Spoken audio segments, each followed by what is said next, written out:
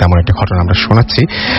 লিখেছেন, ডিয়ার রাসেল ভাই কেমন আছেন? আমি জানি আপনি সবসময় ভালোর দলে। আমার নাম ইমরান, আমি বর্তমানে একটি প্রাইভেট কোম্পানিতে আছি।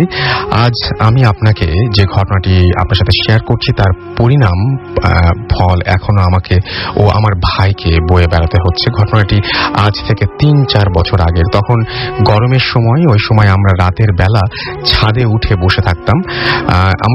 আমরা যখন যেই বাড়িতে থাকতাম এটা ছিল 5 তলা একটি বিল্ডিং। বাড়ির পেছনে বড় একটা উঠান আর কিছু লোকাল ঘর বাড়ি ছিল।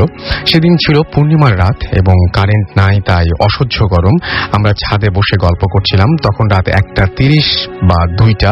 হঠাৎ বাতাসে খুব পচা একটা গন্ধ, মাংস পচে গেলে যেমন গন্ধ পাওয়া যায় তেমন, এবং গন্ধটা খুব তীব্র ছিল। তাই আমার ভাই উঠে গিয়ে খুঁজতে লাগলো যে গন্ধটা কোনখান থেকে আসছে। আমি ফোনে কথা বলছিলাম, হঠাৎ করে দেখি ও আমাকে ইশারায় কাছে ডাকছে। আমি ফোনটাকে কেটে দিয়ে ওর কাছে গেলাম। ও আমাকে বলল, ভাইয়া দেখো তো এত রাতে নিচে ওটা কে দাঁড়িয়ে আছে।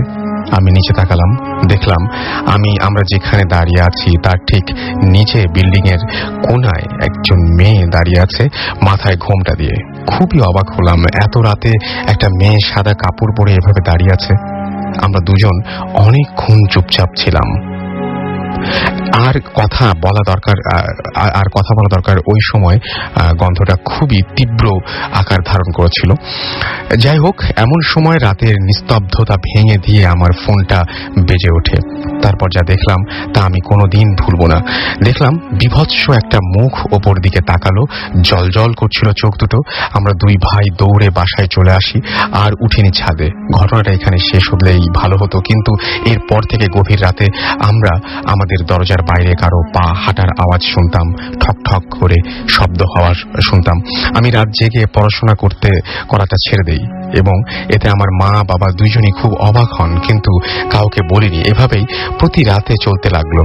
1 সপ্তাহ পর রাত 9টা কি 10টা আমার বাসার সবাই আমরা বসে টিভি দেখছিলাম। হঠাৎ করে সামনের দরজাটা খুলে যায়। কোনো বাতাস নাই, কেউ নাই। আমরা ব্যাপারটাকে গুরুত্ব দেই না। আমার বাবা উঠে গিয়ে দরজা লক করে দিলেন। কিছু সময় পর প্রচন্ড শব্দে দরজা খুলে যায়। আমরা চিৎকার করে উঠি, সবাই খুব অবাক হয়ে যায়। আমার বাবা দৌড়ে নিচে নেমে দেখলেন কেউ নেই। আমাদের বাসার পাশে আন্টিরাও দরজা খুলে বের হয়ে এসেছিলেন। এটা নিয়ে কোনো আলোচনা করতে বাধা নিষেধ করলেন। ওই রাতে আম্মা পানি খাওয়ার জন্য উঠলেন ঘুম থেকে এবং তিনি আমাদের বাসায় অসম্ভব পচা একটা গন্ধ পান, যদিও ওটা সম্ভব ছিল না। পরদিন সকালে আমরা সেই রাতের ঘটনাটা শেয়ার করি। আমার বাবা একজন হুজুর ডেকে আনেন। উনি বললেন, আমরা সেদিন খুব খারাপ একটা জিনিস দেখেছি, ওটা আমাদের ক্ষতি করতে চেয়েছিল। এরপরে তিনি আমাদের দুই ভাইকে 2টা রিং দেন আঙুলে পরার জন্য। কোনো অবস্থাতে এটা যেন হাত থেকে খুলে না ফেলা হয় সেজন্য তিনি বারণ করে দেন। এরপর থেকে আজ পর্যন্ত রিংটা খুলিনি। এটাই আমাদেরকে মোহাম্মদ ইমরান হুসাইন চিটাগং থেকে লিখেছেন। কিন্তু এই স্টোরিটা অনেক ভালো, থ্যাংক ইউ ইমরান, বাট আমরা ওয়েট করছি। আমাদের আরো ভয়াবহ বেশ কিছু ঘটনা রয়েছে। সেই ঘটনার জন্য আমি আসলে খুব এক্সাইটেড আজকে, যে অনেক অনেক ভয়ের ঘটনা রয়েছে। আমি আজকে সাধারণত উল্লেখ করি না, বাট আজকে উল্লেখ করতে বাধ্য হচ্ছি। So stay tuned, just stay tuned. দেখবেন যে একের পর এক কি ঘটনাগুলো আপনাদের জন্য ওয়েট করছে, ইউ সিম্পলি ক্যান্ট ইমাজিন। যাই হোক, আমরা এখন চলে যাব চিটাগংয়ে। তার আগে ঘটনায় যাওয়ার আগে একটু শুনে আসি যে সেখানে আমাদের ভূত এফএমের যারা গেস্ট রয়েছেন, যারা লিসেনার রয়েছেন, তারা কি করছেন এবং এয়ারটেল থেকে নির্বাচিত যারা আছেন তারা কি করছেন সেখানে। হ্যালো,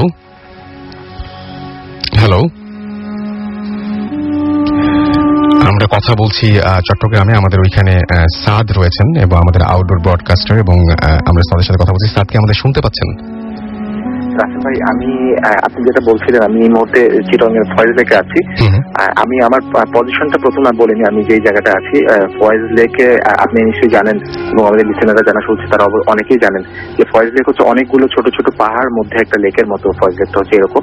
আমরা এই মুহূর্তে একটা আছি এর ভিতরে অনেকটা দুর্গম সাইডে একটা পাহাড়ের ঠিক গোড়া দিয়ে। আর এই ফয়েজ লেক নিয়ে অনেক ধরনের গল্প অনেক সময় শুনেছি, কিন্তু আজকে প্রথম এসে এখানকার কিছু মানুষদের কাছ থেকে যেসব এক্সপিরিয়েন্স শুনলাম এবং এই মুহূর্তে আমার যে পজিশনটা যেটা বললাম, মানে অন্যরকম একটা অনুভূতি। আমি অনেক সময় অনেক জায়গায় এরকম রাতে অ্যাডভেঞ্চারে গিয়েছিলাম, কিন্তু এই জায়গায় যে গা ছমছম করে একটা ভাব এখন, এবং কোনো চারদিকে কোনো আলো নেই, পুরো অন্ধকার, এবং ব্যাঙের কিছু ডাক শোনা যাচ্ছে ব্যাকগ্রাউন্ডে। আমি জানি না আপনি শুনতে পাচ্ছেন? আমি শুনতে পাচ্ছি না, তবে একটা জিনিস আমরা বলবো যে আমরা কিন্তু যা ঘটছে এবং সেখানে যে ঘটনা, সেই ঘটনাগুলো আমরা এখন ডিসক্লোজ করবো না। এটার জন্য আমাদের লিসনারদের অবশ্যই আগামী সপ্তাহ পর্যন্ত ওয়েট করতে হবে। এবং সাদ আমাকে কথা দিয়েছে যে সেদিন, যদিও সে আউটডোর থেকে সবসময় আমাদের সাথে যোগাযোগ করে, বাট সেদিন সে স্টুডিওতে থাকবে, রাইট সাদ? হ্যালো। হ্যাঁ সাদ, আমি একটা কথা বলতে চাই, সেটা হচ্ছে যে আমাদের সঙ্গে, আপনার সঙ্গে এই মুহূর্তে যারা রয়েছেন, হ্যাঁ, তাদের সাথে আমরা কিছু কথা বলতে পারি নাকি, যারা যারা ওখানে ঘটনাগুলো এক্সপেরিয়েন্স করছেন এই মুহূর্তে? আমি কথাটা বুঝতে পারিনি। আমার সাথে আপনি যেটা বলছিলেন প্রথমে। আচ্ছা, আমি বলছিলাম যে আমরা কোনো ঘটনা আজকে ডিসক্লোজ করব না এই মুহূর্তে। আমরা আগামী সপ্তাহের জন্য সবাইকে সেজন্য ওয়েট করতে হবে যে কি ঘটেছে সেখানে, সেটা জানার জন্য। আর এই মুহূর্তে কি আপনার সঙ্গে যারা রয়েছেন তাদের সাথে কি আমি একটু কথা বলতে পারি নাকি? আমার সাথে এই মুহূর্তে হচ্ছে আমাদের পরিচিত কিছু, আমাদের লিসনারদের সবার পরিচিত কিছু মানুষ আছে, এবং তার চেয়ে বড় কথা হচ্ছে আমাদের সাথে আমাদের কিছু খুব অ্যাডভেঞ্চারাস বন্ধু আছে, যারা হচ্ছে আমাদের ভূত এফএম-এর রেগুলার লিসনার, এবং তারা সবাই আজকে খুব বেশি এক্সাইটেড, কারণ হচ্ছে এরকম একটা এক্সপিরিয়েন্স তারা করতে পেরে। এবং মানে আমি বোঝাতে পারবো না কি ধরনের এক্সপিরিয়েন্স। যদি আপনি সরাসরি আমার জায়গাটা থাকতেন তাহলে বুঝতে পারতেন যে এই ধরনের এতদিন শুধু ভূত এফএম-এর গল্প শুনে এসেছে, এবং মানে এই মুহূর্তে অবস্থানটা আমাদের লিসনাররা যেন শুনতে পাচ্ছেন, তারা কতটুকু ফিল করতে পারছেন আমি জানি না।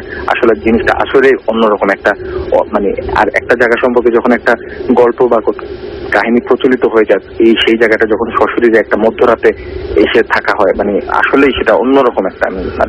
আমি কিন্তু এখন কিন্তু মানে কিছু আওয়াজ পাচ্ছি হালকা। আমি জানি যে যারা, আমরা চেষ্টা করেছিলাম যে যারা ঘটনাগুলো ঘুরে এসে খুব সুন্দর করে আবার বলতে পারবেন সেরকম কিছু মানুষকে সেখানে নিয়ে যেতে। তো ওখানে ফারনান আছে, বাবু ভাই আছেন, আবরার আছেন। আমরা কি একটু টুকটাক কথা বলতে পারি তাদের সাথে? পরের বারে আবার এসে আবার অন্যদের সাথে কথা বলবো আর কি। হ্যালো। হ্যাঁ রাসেল ভাই। হ্যাঁ, আমরা জানি যে ওখানে যারা আছেন, যেমন বাবু ভাই, ফারনান, আবরার ভাই, এরা আছেন। তো আমরা কি তাদের সাথে একটু কথা বলতে পারি? অবশ্যই অবশ্যই। আমার এই মুহূর্তে আমি বাবু ভাইকে দিচ্ছি কথা বলার জন্য। বাবু ভাই তার এক্সপিরিয়েন্সটা শেয়ার করবেন। হ্যাঁ বাবু ভাই, আমি প্রথমে জানতে চাচ্ছি যে আপনার আসলে, শুধু আমরা ছোটখাটো কিছু জিনিস জানবো যে এই মুহূর্তে আপনার কেমন লাগছে ওই জায়গাটায়। হ্যাঁ, এখানে একটা অসাধারণ ফিলিংস রাসেল ভাই। আমরা এখানে বসে আছি যেখানে, সেটা হচ্ছে আপনার ঠিক কয়েকটা পাহাড়ের মাঝখানে, বেশ অন্ধকার, আর ব্যাং ডাকছে চারপাশে, আর মানে বেশ উঁচু উঁচু পাহাড়, গাছ আছে এবং বেশ কুয়াশাচ্ছন্ন, এবং জায়গাটা বেশ হরিফিক এন্ড মিস্টিক। এবং এই জায়গা সম্বন্ধে অনেক গল্প আমরা শুনতে পেরেছি। সেই গল্প আমরা আগামী সপ্তাহের জন্য তুলে রাখবো সযত্নে, এবং সেই জন্য আমাদের আগামী সপ্তাহ পর্যন্ত ওয়েট করতে হবে। আমরা একটু আবরার ভাইয়ের সাথে কথা বলি। হ্যাঁ শিওর। আমরা এখন কথা বলছি আবরার ভাইয়ের সাথে। তো আমরা জানতে চাইবো আবরার ভাইয়ের কাছে শুরুতেই যে আবরার ভাই, এই মুহূর্তে আপনার কেমন লাগছে? জি, আসসালামু আলাইকুম রাসেল ভাই। আসলে আমি আপনার আগে কথাটা বুঝতে পারিনি, আমি একটু ঠিক এই মুহূর্তে আপনার কেমন লাগছে? এই মুহূর্তে আপনি কেমন ফিল করছেন? ও আচ্ছা, আসলে এরকম এক্সপিরিয়েন্স আসলে মানে সবাই যদি থাকতো তাহলে বুঝতে পারতেন যে ভয়ঙ্কর রকম একটা ছিমছিমে একটা পরিবেশ, এবং চারদিকে আসলে আমরা অন্ধকার ছাড়া কিছু দেখছি না। খুবই মানে বলতে গেলে যতটুকু আর কি কুয়াশা ভেদ করে যতটুকু একটা হালকা আলো আর কি আমরা পাচ্ছি, সেটা আর কি মানে বেশি দূর পর্যন্ত দেখা যাচ্ছে না। আর এখানকার এনভায়রনমেন্টটা আসলে প্রচন্ড রকমের, আপনার বলতে গেলে এটা বর্ণনায় এখন প্রকাশ করা যাচ্ছে না আসলে। আচ্ছা, আর আমরা ফারনানের সাথে একটু কথা বলি। ফারনান নিশ্চয়ই আছেন আপনাদের সঙ্গে? আমরা একটু ফারনানের সাথে কথা বলি। তো আমরা এখন কথা বলছি ফারনানের সাথে, এবং ফারনান, আপনার কাছে আমি জানতে চাইবো এই মুহূর্তে, ঠিক হ্যাঁ ফারনান, এই মুহূর্তে আপনি কি ফিল করছেন?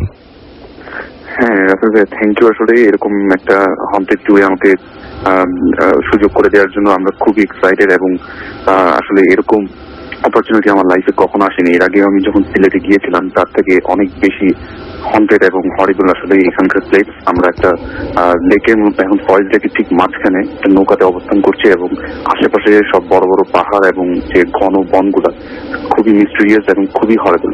আচ্ছা, আমরা জানি যে এয়ারটেল থেকে নির্বাচিত যাদের কণ্ঠ কেউই শোনেন নাই এই পর্যন্ত, তারা আছেন আপনাদের সাথে। আমরা কি তাদের মধ্যে যে কোনো একজনের সাথে একটু কথা বলতে পারি? মানে আমি কি ফোনটা পাস করে? জি জি জি, প্লিজ প্লিজ, আমরা তো একটু কথা বলতাম তাদের সাথে এই মুহূর্তে।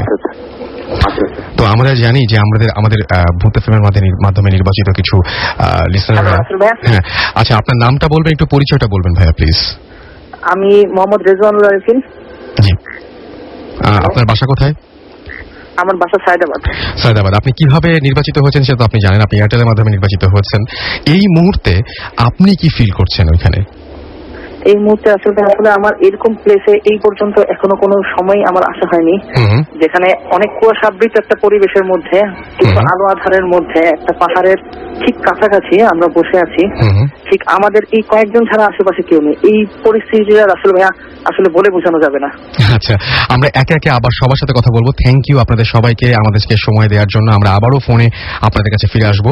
এখনকার মতো আপনাদেরকে টাটা, আবারও ফিরে আসছি। এবং যারা যারা কথা বলেননি, অনেকেই আছেন, আপনারা তো যারা পরিচিত তাদের কণ্ঠ শুনতে পেলেন, কিন্তু অনেকেই আছেন খুব বেশি অপরিচিত এবং কোনোদিন কথা শুনলে, তাদের কাছেও আমরা ফিরে আসবো একটু পরে। তারা সবাই রয়েছেন, আমরা বললাম যে ফয়েজ লেকে, এবং সেই ফয়েজ লেকে তারা চেষ্টা করছেন যে সমস্ত ঘটনা আমরা শুনেছি, ফয়েজ লেক নিয়ে অনেক ঘটনা আমরা শুনেছি, প্রচলিত অনেক কিছু। এবং আমি একজনকে জিজ্ঞেস করেছিলাম, আমি কথা প্রসঙ্গে জিজ্ঞেস করেছিলাম যে আচ্ছা ভাই, ফয়েজ লেকে কি আছে, কি হয় সেখানে?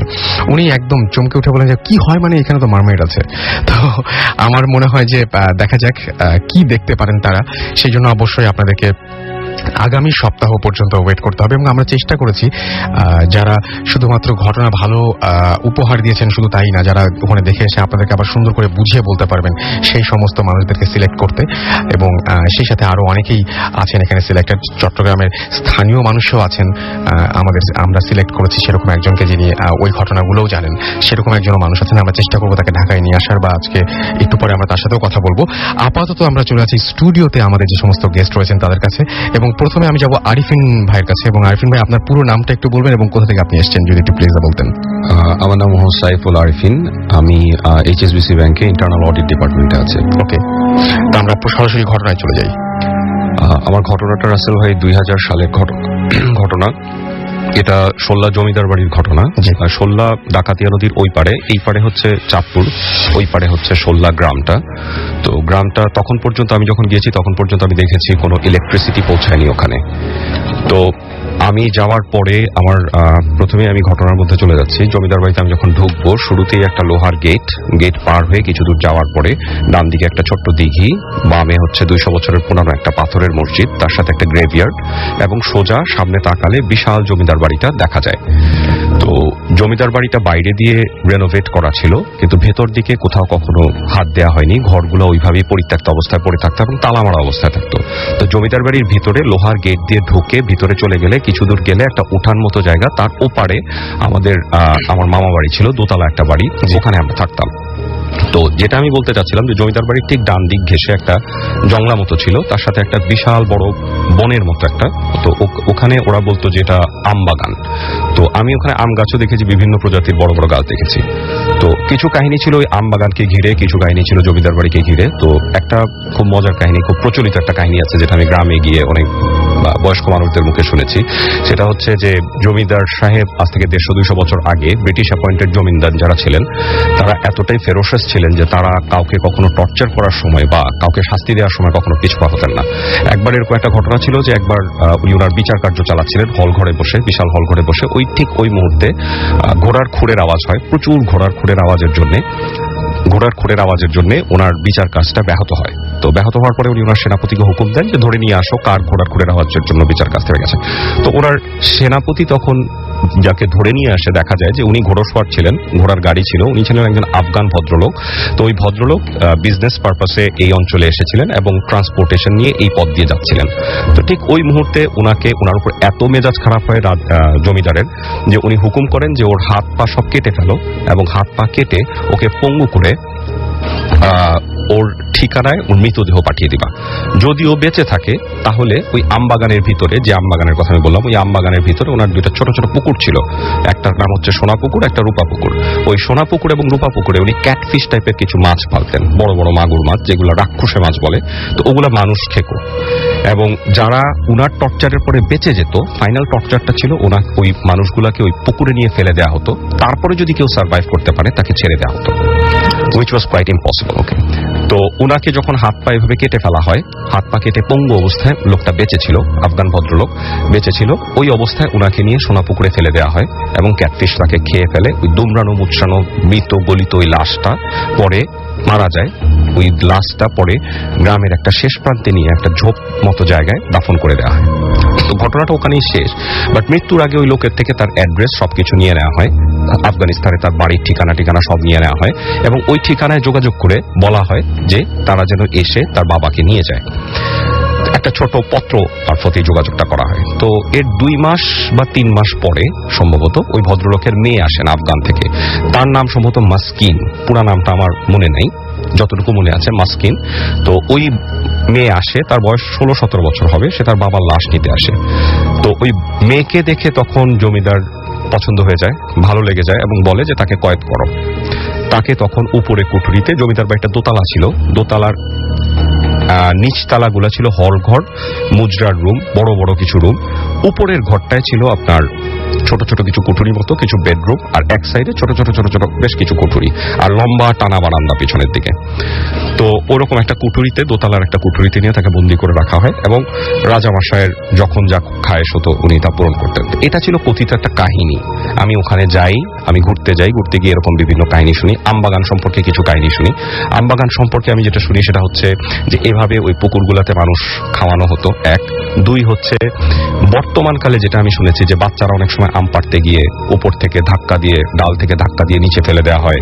কে ধাক্কা দেয়, কে বাকারা কেউ জানে না। তারপরে ঢিল ছোড়ে, বাচ্চারা যখন গাছে ঢিল ছোড়ে বা বুমেরাং জাতীয় কিছু ছোড়ে, কিছুক্ষণ ছোড়ার পরেই খুব জোরে গাছ থেকে আম ছুড়ে আসে, তাদের দিকে ছুটে আসে এবং ওই আমের আঘাতে একটা বাচ্চা অন্ধ হয়ে গেছিল, তার একটা চোখ নষ্ট হয়ে গেছিল।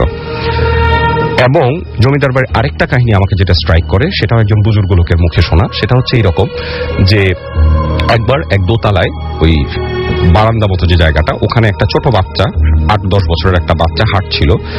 গ্রামের মানুষের চোখের সামনে তারা দেখেছে যে বাচ্চাটা কিছুই নাই, বাচ্চাটা জাস্ট পিছন দিকে আসতে আসতে রেলিং ধরে উল্টায় নিচে পড়ে গেছে। রেলিং ধরে উঠে নিজে পড়ে গেছে এবং তার চোখ মুখ বিস্ফোরিত ছিল। নিচে পড়ার পরে তাকে হাসপাতালে নেওয়া হয়, ট্রিটমেন্ট করা হয়, সবকিছু করা হয়। বাচ্চাটা এরপর থেকে অটিস্টিক আচরণ করে। বাচ্চাটা কথা বলতে পারে, সবকিছু করতে পারে, সে এখনো বেঁচে আছে এবং সে অটিস্টিক হয়ে যায় ওই 10 বছর বয়স থেকে। সে আর কোনো কথা বলতে, মানে সুস্থ কোনো কথা বলতে পারে না। এইগুলো ছিল কিছু কাহিনী। তো আমি প্রথম রাতে I was very curious at that time. So আমি যেটা করি, আমি ওখানকার যে ম্যানেজার ছিল, মানে যিনি এগুলো রক্ষণাবেক্ষণ করতেন, ওনার কাছ থেকে আমি চাবির গোছাটা নিয়ে নিই রাজবাড়ির। ওনাকে গুলিয়ে বালিয়ে চাবির গোছাটা নিয়ে নিই। আমার খুব ইচ্ছা করে যে আমি রাজবাড়ির ছাদে গিয়ে একটু হাঁটবো। দোতলা রাজবাড়ির 3 তলা ছাদ, সো ওখান থেকে পুরা গ্রামটা, ডাকাতিয়া নদীটা খুব সুন্দর দেখা যায়। তো আমি সিঁড়িঘর দিয়ে উঠলাম রাত 12টার পরে, সবাই ঘুমায় যাওয়ার পরে আমি সিঁড়িঘরের দরজা খুললাম। খুলে সিঁড়িঘরটা খুব, মানে সিঁড়িতে যাওয়ার যে পাথরের সিঁড়ি, একদম চিপা, একজন মানুষ কোনো মতে হেঁটে যেতে পারে। তো ওই পাথরের সিঁড়ি দিয়ে খুব কষ্ট করে উঠছিলাম। আমার কাছে মনে হচ্ছিল যে আমি যতই আগাচ্ছি অন্ধকার মনে হয় আমাকে খেয়ে নিচ্ছে। তো দোতলা পর্যন্ত উঠে আসে। আমি যখন দোতলার বারান্দাটা ক্রস করে আবার ছাদের দিকে যাচ্ছি, ঠিক ওই মুহূর্তে আমার কাছে মনে হলো কেউ একজন আমাকে ফলো করছে। আমার মনে হলো যে পিছন থেকে কোনো একটা কুটুরি ঘরে কেউ ঢুকে গেল। খুব কমন। আমি নিজেকে জাস্ট বোঝাচ্ছিলাম এটা আমার হ্যালুসিনেশন ছিল, যেহেতু আমার ব্রেইনে এখন অনেক কিছু চলতেছে। তো আমি নিজেকে খুব কঠিনভাবে বুঝালাম যে ভয় পাওয়া চলবে না, অনেক কিছু হতে পারে, অনেক কিছু আমি শুনবো, অনেক কিছু দেখবো, কিন্তু আমি ভয় পাবো না। ভয় পেলে আমার কার্ডিয়াক অ্যারেস্ট হতে পারে বা আরো খারাপ কিছু হতে পারে। তো আমি যেটা করলাম, আমি জাস্ট ভ্রুক্ষেপহীনভাবে উঠে গেলাম। যখন আমি একেবারে ছাদের কাছাকাছি চলে আসছি, আমি দেখলাম জাস্ট দোতলা দিয়ে একটা নুপুরের আওয়াজ ঝুনঝুন করে কিছুক্ষণ হয়ে জাস্ট দৌড়ে চলে গেল। আমি ছাদের দরজা খুললাম, চাবি দিয়ে দরজা খুললাম, ছাদে গেলাম। ছাদে গিয়ে কিছুক্ষণ হাঁটলাম। বিশ্বাস করেন আমার ওই মুহূর্তে প্রচন্ড ভালো লেগেছে। ডাকাতিয়া নদীটা আমি দেখতে পেয়েছি, খুব সুন্দর। তো পূর্ণিমা ছিল না, তবে চাঁদের আলো ছিল, আবছা আলো আধারি ছিল। ওই মুহূর্তে আমি হয়তো কিছুটা আমি নিজেকে হারিয়ে ফেলেছিলাম, সৌন্দর্যের কারণেই হোক। ওই মুহূর্তে লোহার গেটের আওয়াজে, ছাদের যে গেটটা করে একটা আওয়াজ হলো, লোহার গেটটা বন্ধ হয়ে গেল আস্তে করে, এবং আমি ঘুরে তাকায় কাউকে দেখতে পেলাম না। আমি দেখলাম যে জাস্ট লোহার গেটটা টান দিয়ে বন্ধ করা হয়েছে। আমি আগায় যাওয়ার চেষ্টা করতেছি ছাদের গেটের দিকে, তখন আমার পা ভারী হয়ে আসছিল, চোখ মুখ ভারী হয়ে আসছিল, আমার চোখে প্রচন্ড ঘুম, এবং আমি বুঝতে পারছি যে আমি হাঁটতে পারছি না, প্যারালাইজড ফিল করছি। ওই মুহূর্তে আমি জাস্ট ছাদের কার্নিশ মতো একটা জায়গায় এসে জাস্ট উঁচু মতো একটা জায়গায় বসলাম। বসে একটু কাত হলাম। কাত হয়ে আমি ফিল করতেছি যে আমি কি করতেছি। আমার ব্রেন টোটালি সচল। আমি বুঝতেছি যে আমি রাজবাড়ির ছাদে ঘুমায় যাচ্ছি, বাট আমি উঠতে পারতেছি না। আমার শরীর আমার কন্ট্রোলে ছিল না। আমি ওই মুহূর্তে ওইভাবেই ঘুমায় যাই। এইটুক পর্যন্ত আমার ওই দিন রাতের কথা মনে আছে। তারপর পরদিন আমার সেলিম ভাই ম্যানেজারের প্রচন্ড চিৎকারে আমার ঘুম ভাঙে। উনি আমাকে ডাকছেন খুব জোরে জোরে জোরে জোরে। তো আমি ওনার ডাকে উঠে উনি বলে যে আপনি ছাদে এসে ঘুমায় আছেন, এটা কি ব্যাপার? আমি দেখি যে আমি আমার মামার বাড়ির ছাদে, যেটা একটু দূরে উঠানের ওই পারে, মামার বাড়ির ছাদে ঘুমায় আছি। এন্ড দেন আমি ওনাকে কিছু বলার আগে উনি আমাকে আরো শাসালেন যে আপনি চুরি করে চাবি নিছেন, রাজবাড়ির চাবি নিছেন, আপনি রাত্রেবেলা যে সিঁড়ি ঘর খোলা রেখে আসছেন, ছাদের দরজা খোলা রেখে আসছেন, স্যার যদি জানতে পারে আমার তো চাকরিটা খেয়ে ফেলবে। এটা শোনার সাথে সাথে আমার স্ট্রাইক করে। তার মানে হচ্ছে আমি রাতের বেলা ছাদে গিয়েছিলাম এবং আমি ছাদ থেকে ফিরে আসি নাই। যদি আমি আসতাম আমি তালা মেরে আসতাম, কোনো অবস্থাতেই আমি এটা কাউকে জানতে দিব না যে আমি ছাদে গিয়েছিলাম। সো ওইটা আমার মনের ভিতর থেকে যায় ওই দিন। তারপর দিন আমি নর্মাল থাকি। ভর দুপুরে যখন সবাই আবার ঘুমায় যায়, ভর দুপুরে 3টার দিকে আমি আমবাগানে যাই। আমবাগানে গিয়ে হাঁটতে থাকি, মনে মনে খুঁজতে থাকি যে সেই সোনা পুকুর রূপা পুকুরের কাহিনী আমি শুনেছিলাম। খুঁজতে থাকি কিছুক্ষণ হাঁটা চলার পরে আমি হঠাৎ সেই নুপুরের আওয়াজটা পাই, যেটা আমি আগের দিন রাতে পেয়েছি। এবং আওয়াজটা আমার এত পরিচিত যে আমি জাস্ট চোখ বন্ধ করলে মনে হয় ফিল করতে পারি। তো আমার ডান দিক থেকে আওয়াজটা আসছিল, আমি আওয়াজটা ফলো করি। বেশ কিছু দূর যাওয়ার পর আমার মনে হয় আমার বাম দিক থেকে কেউ একজন হেঁটে চলে যাচ্ছে, পায়ের শব্দ পাচ্ছি আমি জঙ্গলের মধ্যে। আমি আবার বামে যাই, এরকম করে কিছুক্ষণ ডানে বামে কিছুক্ষণ যাওয়ার পর আমি দেখি আমার থেকে 10 হাত বা 20 হাত দূরে একটা কুকুর দাঁড়ানো। কুকুরটার সামনের ডান পাটা অর্ধেক নাই, খোড়া একটা কুকুর, এবং কুকুরটা ময়লা, কেমন যেন ধূসর কালারের, গায়ে কোনো পশম নাই। সে আমার দিকে চুপচাপ এক দৃষ্টিতে তাকিয়ে থাকে। আমি খুব অবাক হই, সবচেয়ে ভয় লাগে আমার তার চোখের দৃষ্টি। সে খুব অদ্ভুত একটা দৃষ্টি নিয়ে আমাকে দেখছিল এবং আমার দিকেই তাকিয়েছিল। আমি একবার চিন্তা করি যে উল্টা ঘুরে দৌড় দিব, আমার ভয় লাগতে থাকে। পরবর্তীতে চিন্তা করি, ছোটবেলা থেকে জানি কুকুর দেখলে যদি দৌড় দেই সে আমার পিছনে দৌড়াবে। সো আমি জাস্ট স্টিফ হয়ে ওই জায়গাটা দাঁড়ায় থাকি। দেখি কিছুক্ষণ পর কুকুরটা হাঁটা শুরু করে, কিছু দূর গিয়ে সে আবার আমার দিকে ঘুরে তাকায়। তো আমি ওই মুহূর্তে আমার একটা ইনস্টিংক্ট কাজ করে যে আই শুড ফলো হিম, হয়তো সে চাচ্ছে I should follow him. So আমি তখন তার পিছু পিছু হাঁটতে থাকি এবং যখন আমি হাঁটি আমি দেখি সে হাঁটছে। যখনই আমি দাঁড়ায় যাই, আমি অন্য কিছু চিন্তা করি জঙ্গলের মধ্যে, দেখি সেও দাঁড়ায় এবং সে আমার দিকে তাকায় থাকে। এরকম কিছুক্ষণ তাকে ফলো করতে খুব সুন্দর নিরিবিলি একটা ফাঁকা মতো জায়গায় আমি চলে আসি, যেখানে আমি দেখি ছোট্ট একটা মরা পুকুর। আমি মনে মনে ধরে নিই এটাই হয় সোনা পুকুর বা রূপা পুকুরের একটা। আমি ধরে নিই এটা সোনা পুকুর। সেই পুকুরটার পাশে আমি যাই, পুকুরটা আমি দেখতে পাই মরা পুকুর, হাঁটু পানি আছে ওখানে, এখনো শ্যাওলা পড়া, একদম ময়লা। তো ওখানে পাথরের মতো একটা বসার জায়গা আছে, আমি ওই পাথরে গিয়ে একটু বসি চুপচাপ পুকুরটার দিকে তাকিয়ে থাকি এবং চিন্তা করতে থাকি যে আজ থেকে 150 বছর আগে কি হতো, সত্যি হতো কিনা। হঠাৎ আমার খেয়াল হয় যে ঠিক আমার পাশে যে পাথরের অংশটা আছে, ওই অংশটার মধ্যে কিছু ভাত ফেলা আছে। ভাতগুলো আমি হাতে নিয়ে আমি চাপ দিয়ে দেখি ভাতগুলা অনেকটাই গরম। শীতকালে ওই মুহূর্তে ওই জঙ্গলের মধ্যে কেউ ভাত ফেলে গেলে 1 ঘন্টার মধ্যে হলো শক্ত হয়ে যাওয়ার কথা, বাট আমি দেখি ভাতগুলো অনেকগুলাই গরম এবং আমি ভাতগুলা নিয়ে নিজের অজান্তেই আমি পুকুরে ছুঁড়ে মারি। ছুঁড়ে মারার সাথে সাথে আমার একটা কাহিনী মনে আসে যে আমি গ্রামের মানুষের মুখেও শুনেছি যে আর কিছু যখন খাওয়া দেওয়ার থাকতো না ক্যাটফিশ গুলাকে, রাজা তার খাওয়ার প্লেট থেকে খাওয়া শেষ করে কিছু ভাত নিয়ে জঙ্গলে আসতেন, আমবাগানে এসে কিছু ভাত ছুঁড়ে দিতেন। জাস্ট এই জিনিসটা আমার মনে পড়ে এবং মনে পড়ার সাথে সাথে আমার বিস্ফোরিত চোখে আমি খেয়াল করি ঠিক পুকুরের ওই পারে মোটা একটা আম গাছ থেকে অর্ধেক বের হয়ে একটা মেয়ে, 7-8 বছর বয়স হতে পারে, একটা অসম্ভব রূপবতী একটা মেয়ে, যার চুলগুলা হাঁটু পর্যন্ত খোলা, সে চুপচাপ দাঁড়িয়ে বিস্ফোরিত চোখে আমাকে দেখছে এবং তার হাঁটুর কাছে সেই খোড়া কুকুরটা দাঁড়ানো। আমি কতক্ষণ বিকারহীনভাবে দেখার চেষ্টা করি, বোঝার চেষ্টা করি যে আমি যা দেখছি তা ঠিক কিনা। আমি একটা সময় উঠে দাঁড়ায় পুকুর ক্রস করে তার দিকে হেঁটে যাই। কিছু দূর হেঁটে যাওয়ার পর সে সামনে হাত বাড়িয়ে ইশারা করে থেমে যাওয়ার জন্য। আমি থামি না, আমি আরো কিছু দূর আগাই। কিছু দূর যখন তার 20 হাতের মতো কাছাকাছি আমি চলে আসি, তখন দেখি সে হাত ওঠানো, সে পিছনে সরে যাচ্ছে এবং আমি আগাচ্ছি, সে পিছনে সরছে। এই করতে করতে একটা সময় দেখি সে উল্টা ঘুরে হেঁটে চলে যাচ্ছে এবং কুকুরটা তার সাথে হেঁটে চলে যাচ্ছে। আমি তাকে ফলো করতে থাকি। আমরা 10 মিনিটের মতো এলোমেলো হাঁটি আমি তাকে ফলো করে। সে একটা নির্দিষ্ট পেসে হাঁটতেছে, এর বেশিও এর কমও না। আমিও একটা নির্দিষ্ট পেসে তার পিছনে পিছনে হাঁটছি। একটা সময় আমি আরো খোলা মতো একটা জায়গায় চলে আসি, যেখানে আমি আরেকটা পুকুর খুঁজে পাই। এই পুকুরটা it was even more beautiful than the earlier one. And আমি ফিল করি যে আমার অসম্ভব ঠান্ডা লাগছে ওই জায়গাটায় এসে, প্রচন্ড ঠান্ডা। নর্মাল বনের যে টেম্পারেচার ছিল আর এখানকার যে টেম্পারেচার, দুইটা কমপ্লিটলি 2 রকম। আমি ওই পুকুরটার পাড়ে দেখি ওই মেয়েটা গিয়ে চুপচাপ পুকুরটার পাড়ে গিয়ে বসে, কুকুরটা তার পাশে বসে থাকে, এবং আমি চুপচাপ ওই 20 হাত মতো ডিস্টেন্সে চুপচাপ দাঁড়ায় কিছুক্ষণ দেখি। মনে মনে চিন্তা করতে থাকি আমি আর ফিরে যেতে পারবো কিনা, বিকাল হয়ে যাচ্ছে, আমি ফিরে যেতে পারবো কিনা। জাস্ট এই চিন্তাটা যখন থেকে আমার মাথায় খেলতে থাকে। এর পরবর্তীতেই আমি দেখি মেয়েটা সম্ভবত হাত উঠায় ইশারা করে কুকুরটাকে, হাত উঠায় আঙ্গুল দিয়ে ইশারা করে, এবং কুকুরটা তার ইশারা মোতাবেক একটা বনের একটা কোণা দিয়ে হেঁটে গিয়ে দাঁড়িয়ে আমার দিকে তাকিয়ে থাকে, গাছের নিচ থেকে আমার দিকে তাকিয়ে থাকে। তো আমার কাছে মনে হচ্ছিল ঠিক যেইভাবে আমি কুকুরটাকে ফলো করে এসেছি, আমি কুকুরটাকে ফলো করি। মেয়েটা চাচ্ছে, আমি কুকুরটাকে ফলো করি, পিছন পিছন হাঁটতে থাকি। হাঁটতে হাঁটতে একটা সময় আমি দেখি যে অনেকক্ষণ, প্রায় 30 মিনিট হাঁটার পরে আমি দেখি যে একটা সময় আমি রাজবাড়ি দেখতে পাচ্ছি, আবছা দেখতে পাচ্ছি। তার মানে আমি বাইরের দিকে চলে আসছি, এবং আমি তখন হেঁটে বাইরে চলে আসি। ওই দিনকার কাহিনী এতটুকুই ছিল। এর পরবর্তী কাহিনীটা ছিল এই যে আমি সেই দিন রাত্রেবেলা আবার 12টার পরে আমি চাবি নিয়ে রাজবাড়িতে যাই। রাজবাড়িতে তালা খুলে সেই সিঁড়িঘর দিয়ে উঠি, উপরে উঠি, দোতলার ঘরগুলো আমি একটু চেক করি। একটা ঘরের পাশে দিয়ে যাওয়ার সময় আমি হালকা হারমোনিয়ামের আওয়াজ শুনতে পাই। আমি সেই লোহার দরজার মধ্যে, ঘরের লোহার দরজার মধ্যে কান পাতি। কান পেতে আমি আওয়াজটা খুব আস্তে শুনতে পাই। আস্তে আস্তে আস্তে আস্তে আমি কিছু তবলার আওয়াজ শুনতে পাই। তারপরে আস্তে আস্তে আরো কিছু ইনস্ট্রুমেন্টাল আওয়াজ শুনতে পাই, এবং সেই আওয়াজগুলো শোনার পরে আমি কিছুটা হয়তো মোহাবিষ্ট হয়ে পড়ি। এত সুন্দর আওয়াজ, এবং ভিতরে মুজরার আওয়াজ আসতে থাকে। It was amazing in one word. তো তখন আমি তালা খুঁজে বের করি, তালার মধ্যে নাম্বার দেওয়া আছে 21। আমি চাবি 21 খুঁজে বের করে ওটা খুলে ফেলি। খুলে ভিতরে দেখি ঘুটঘুটে অন্ধকার এবং প্রচন্ড গরম একটা বাতাস আমার মুখে এসে লাগে।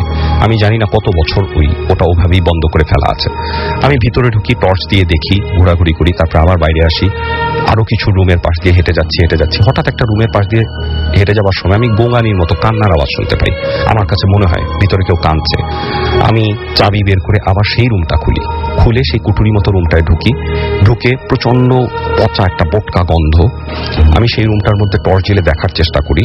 মাকড়সার জাল দিয়ে ঘেরা পাথরগুলো, পাথরের দেয়াল, সেখানে ইট দিয়ে কিছু ড্রয়িং করা, নৌকা আঁকা, পতাকার মতো আঁকা, মানে একটা বাচ্চারা যেভাবে ড্রয়িং করে ঠিক ওরকম কিছু ড্রয়িং আমি খুঁজে পাই দেয়ালের মধ্যে। এবং এক জায়গায় টর্চ মারতে মারতে আমি এক জায়গায় একটা মানে কবিতার মতো একটা লেখা খুঁজে পাই, ভাঙা ভাঙা বাংলায় লেখা, যেতে হবে চলে যাও, আসবো না ফিরে কখনো, টান দিয়ে নিচে লেখা তগ্নি। তো আমার মাথায় এই নামটা থেকে যায়, স্ট্রাইক করে তগ্নি। আমি নামটা ক্যারি করি, এবং আমি এই নামটা নিয়ে যখন চলে আসার সময় আমি বারান্দার মধ্যে একটা নুপুরের ভাঙা অংশ পাই, রূপার নুপুরের একটা ভাঙা অংশ, চিকন ভাঙা অংশটা আমার টর্চের আলোতে পড়ে। আমি উঠে পকেটে রেখে দিই।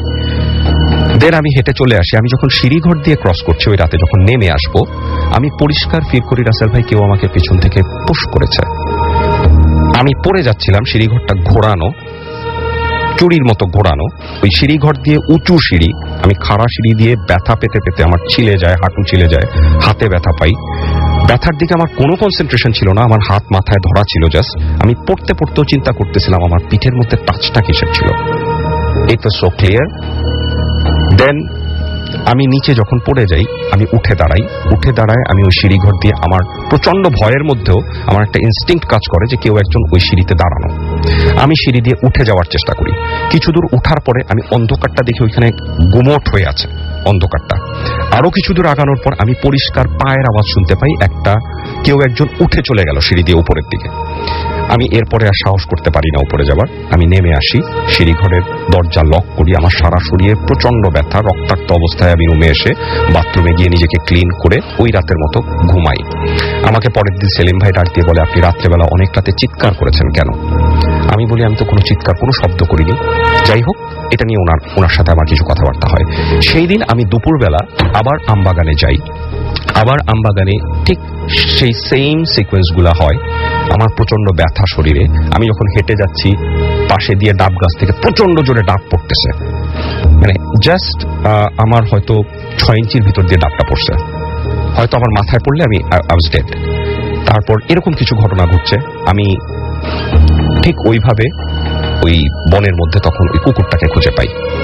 কুকুরটা আবারও আমাকে পথ দেখায় নিয়ে যায়, এবং আমি তাকে ফলো করে ওই পুকুরের কাছে চলে যাই, প্রথম পুকুরটার কাছে চলে যাই। পুকুরের পাড়ে বসি, কিছুক্ষণ বসে থাকি। আমি দেখি সেই আম গাছটার আড়াল থেকে মেয়েটা আমাকে দেখছে।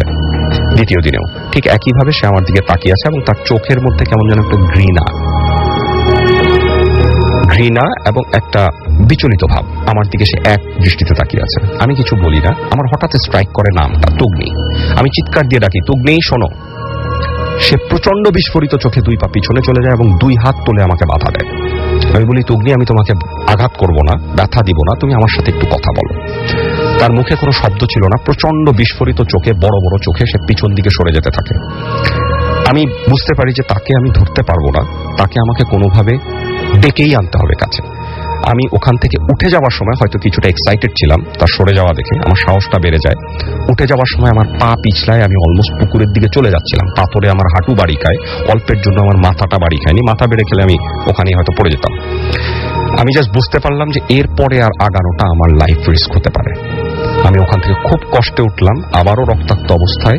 আমি কোনোভাবে ঘুরতে ঘুরতে ঘুরতে ঘুরতে, ওই দিন আমার প্রায় সন্ধ্যা হয়ে এসেছিল।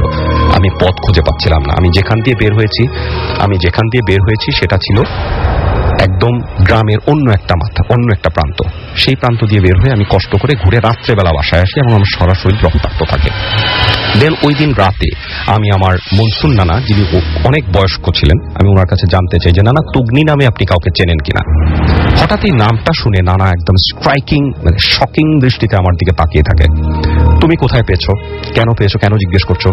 ভালো কথা। আমি নানাকে ফোর্স করতে থাকি যে নানা, আমাকে তুগ্নি সম্পর্কে কিছু বলেন, আমি নিশ্চয়ই কিছু জানতে পেরেছি। নানা যে কাহিনীটা বলে এটা ছিল এইরকম, যেই কাহিনীটা আমি একটু আগে বলেছি, যে আফগান ভদ্রলোককে যখন এনে মেরে ফেলে, ক্যাটফিশ দিয়ে তার লাশ খাইয়ে দেয়, এবং তার মেয়ে যখন তার মেয়েকে রাজামশাইয়ের ভালো লেগে যায়, তার মেয়ের সাথে অনেকদিন শারীরিক সম্পর্ক থাকার পরে তার মেয়ে একটা ছোট্ট বাচ্চা শিশু প্রসব করে, কন্যা শিশু। সেই বাচ্চাটা এই রাজবাড়িতেই বড় হতে থাকে, একটা কুঠুরির মধ্যে বন্দী অবস্থায়। শুধু তার মার সাথে তাকে দেখা করতে দেওয়া হতো 2 বেলা, এছাড়া আর কারোর সাথে তার কোনো কানেকশন ছিল না। এবং ওই মেয়েটার নাম রাখা হয় তুগ্নি। এবং ওই মেয়েটাকে তার মা কিছু অক্ষর জ্ঞান দেয়। এটা তো এলাকাবাসীরাও জানেন। আচ্ছা, 6 বছর পর্যন্ত তার মা বেঁচে ছিল।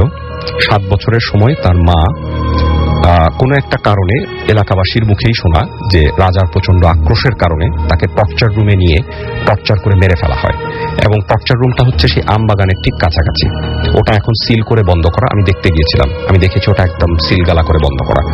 তো আমি তারপরে যেটা শুনলাম, তাকে ওই টর্চার রুমে টর্চার করা হয় 7 দিন, এবং ফাইনালি তাকে ওই ক্যাটফিশ দিয়ে ওই পুকুরে নিয়ে খাইয়ে মেরে ফেলা হয়। এবং তার লাশটাও, তুগ্নির নানার লাশ যেখানে ছিল, ওই ঝোপের মধ্যে, গ্রামের শেষ মাথায় ওই ঝোপের মধ্যে নিয়ে কোনো মতে জাস্ট মাটি চাপা দিয়ে দেওয়া হয়। এটাই ছিল তাদের পরিণতি। এবং আমার কাছে তখন পরিষ্কার হয়ে যায় যে কেন আমি এত ব্যথা পাচ্ছি, আমাকে ফোর্স করা হচ্ছে। আমার কাছে মনে হচ্ছিল যে ওই দিন পুকুরের সামনে বসে ভাত ছিটানোটা আমার একটা অনেক বড় হয়তো ভুল হয়ে গেছে।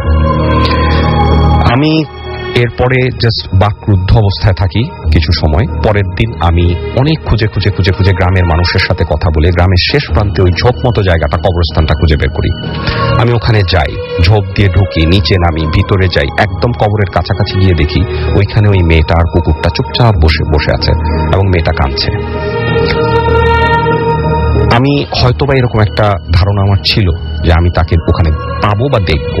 আমি ওখানে বসি, কিছু সময় বসি, আমি আয়াতুল কুরসি পড়ি, দুরূদ শরীফ পড়ি, আমি কবরটা জিয়ারত করি, 2টো কবরই, এবং আমি কবর 2টা পরিষ্কার দেখতে পাই। ওখানে তৃতীয় আরেকটা কবর ছিল ছোট, সেটাও আমি দেখতে পাই। আমি প্রত্যেকটা কবর জিয়ারত করি। আমি অনেকক্ষণ, আমার প্রচন্ড কষ্ট হচ্ছিল তখন মেয়েটার জন্য। আমার কাছে মনে হচ্ছিল যে সে আমাকে যতই আঘাত করুক, আমার খুব ইচ্ছা হচ্ছিল আমি যদি একটু তাকে ধরে আদর করে দিতে পারতাম, মাথায় একটু হাত বুলিয়ে দিতে পারতাম, বা অ্যাটলিস্ট তার জন্য আমি কিছু করতে পারতাম। আমার পক্ষে কিছু করা সম্ভব ছিল না। আমি জাস্ট কিছুক্ষণ, আমার চোখ দিয়ে পানি পড়লো চুপচাপ। আমি উঠে চলে আসছিলাম, বিকাল হয়ে সন্ধ্যা হয়ে যাচ্ছিল। উঠে চলে আসার সময় আমি একবার তার দিকে পিছন ফিরে তাকালাম, দেখলাম সে হাত দিয়ে আমাকে ইশারা করছে এবং তার হাতটা আমার দিকে ওয়েভ করা। এবং আমি চুপচাপ তার দিকে দেখে আমার চোখ দিয়ে প্রচন্ড পানি আসতেছিল, আমি নিজেকে ধরে রাখতে পারতেছিলাম মেয়েটাকে দেখে। আমি উঠে চলে আসলাম, ওই দিনের মতো আমি উঠে চলে আসি।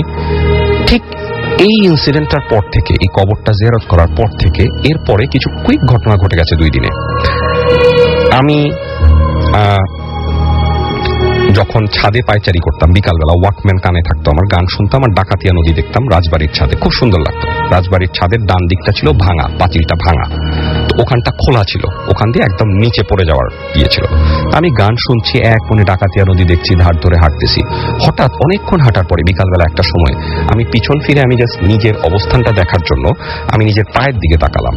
দেখলাম আমার ডান পায়ের নিচে কোনো ছাদ ছিল না, এবং আমি অলমোস্ট ওই ভাঙা পাঁচিল দিয়ে বাইরে চলে আসছি, বাট আমি নিচে পড়ে যাইনি। আমার পাটা কোনো কিছুতে আটকে আছে।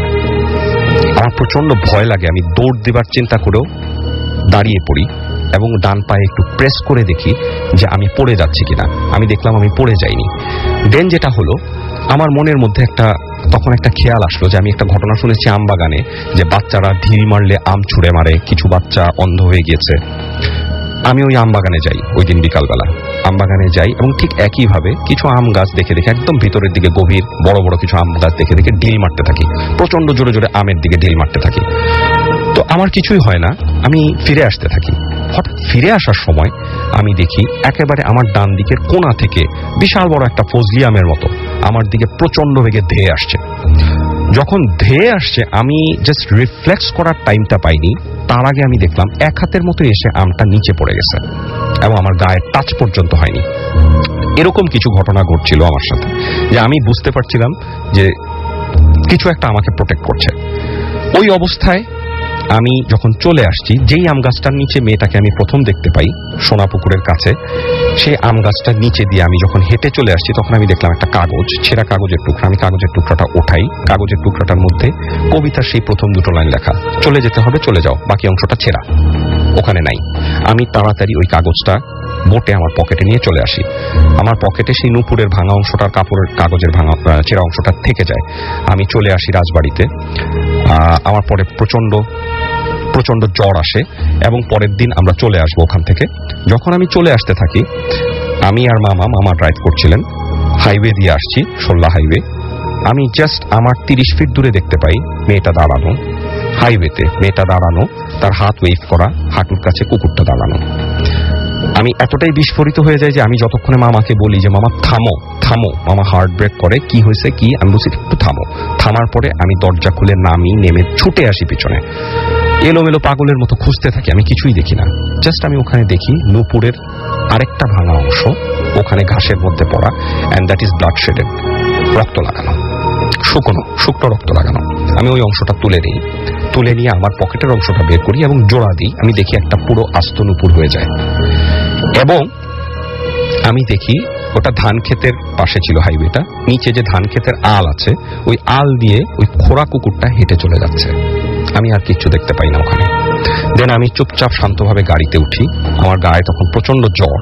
আমি গাড়িতে উঠি, আমরা ডাকাতিয়া নদী ক্রস করার জন্য ফেরিতে উঠি। ফেরিতে উঠে তারপর আমি গাড়ি থেকে নামি। একটা সময় আমার খুব ডিম খেতে ইচ্ছা করে, আমি ডিম কিনে ডিম খাচ্ছিলাম, সেদ্ধ ডিম।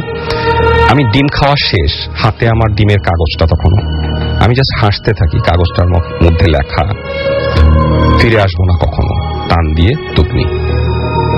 আমি আমার পকেট থেকে কাগজের ছেঁড়া অংশটা বের করি, সেখানে রাখি, পুরো কবিতাটা আমি পড়ি, যেতে হবে চলে যাও, ফিরে আসবো না কখনো, তুগনি। আমি যতটা সময় ফেরিতে ছিলাম, আমি ফেরির রেলিং ধরে চুপচাপ দূরে তাকিয়েছিলাম। আমি যখন চাঁদপুরের কাছে চলে আসি আমাদের ফেরি, তখন দূরে তাকিয়ে দেখি ঠিক ডাকাতিয়া নদীর ওই পারে শোল্লা গ্রামে ঘাসের উপর মেয়েটা এবং কুকুরটা বসা এবং তার হাত ওয়েভ করা। আমার কাছে তখন এই দৃশ্যটা এতই পরিচিত ছিল এবং এতটাই নোন ছিল যে আমি চুপচাপ এসে গাড়িতে উঠে যাই, এবং আমি গাড়িতে ওঠার আগে সেই কাগজটা নূপুর দিয়ে পেঁচিয়ে আমি ডাকাতিয়া নদীতে ছুঁড়ে ফেলে দিই। হয়তো ওই মুহূর্তে আমি স্মৃতিটাকে আর ক্যারি করতে চাচ্ছিলাম না, বা আমার ভয় লাগছিল। আমি ডাকাতিয়া নদীতে ছুঁড়ে ফেলে দিই এবং আমি গাড়িতে এসে চুপচাপ বসে পড়ি এবং চলে আসি। আপনাকে অনেক ধন্যবাদ। অনেক লম্বা একটা ঘটনা শুনলাম আমরা, বাট ইন্টারেস্টিং। আমরা একটা ছোট্ট ব্রেকে যেতে হবে আমাদেরকে, এবং ব্রেকের পরে আমরা আবারও ফিরে আসছি। সো স্টে টিউনড, রেডিও ফুর্তি, অ্যান্ড ডোন্ট স্টপ দ্য ফুর্তি। দ্বিতীয় অতিথির কাছে, এবং আপনার নামটা একটু বলবেন এবং কোথা থেকে এসেছেন প্লিজ যদি একটু বলতেন। হাই লিসেনার্স, আমি মোহাম্মদ তারেকুজ্জামান। আমি মোহাম্মদপুর কেন্দ্রীয় বিশ্ববিদ্যালয়ে বিবিএ ফার্স্ট ইয়ারে পড়তেছি। আমি ধানমন্ডি জিগাতলা থেকে আসছি। রাসেল ভাই, আমি সরাসরি ঘটনায় চলে যাচ্ছি। ঘটনাটা আমার 2012 সালের শেষের দিকে ডিসেম্বর মাসে ঘটে। আমি আমার বন্ধু মাসুমের সাথে টাঙ্গাইলে ওর বোনের বাসায় বেড়াইতে যাই। তো সকালবেলা রওনা দেওয়ার পরে দুপুরের ভিতরে আমরা পৌঁছায় যাই। বিকালটা পুরা টাঙ্গাইল এলাকাটা ঘোরার পরে রাতে 10টার দিকে খাওয়া দাওয়া করি। খাওয়া দাওয়া করার পরে ওর বোন একটা ছোট রুম নিয়ে থাকতো, ফ্যামিলি ছোট বলে, তো আমাদেরকে পাশের ফ্ল্যাটে একটা রুমে থাকতে দেওয়া হয়।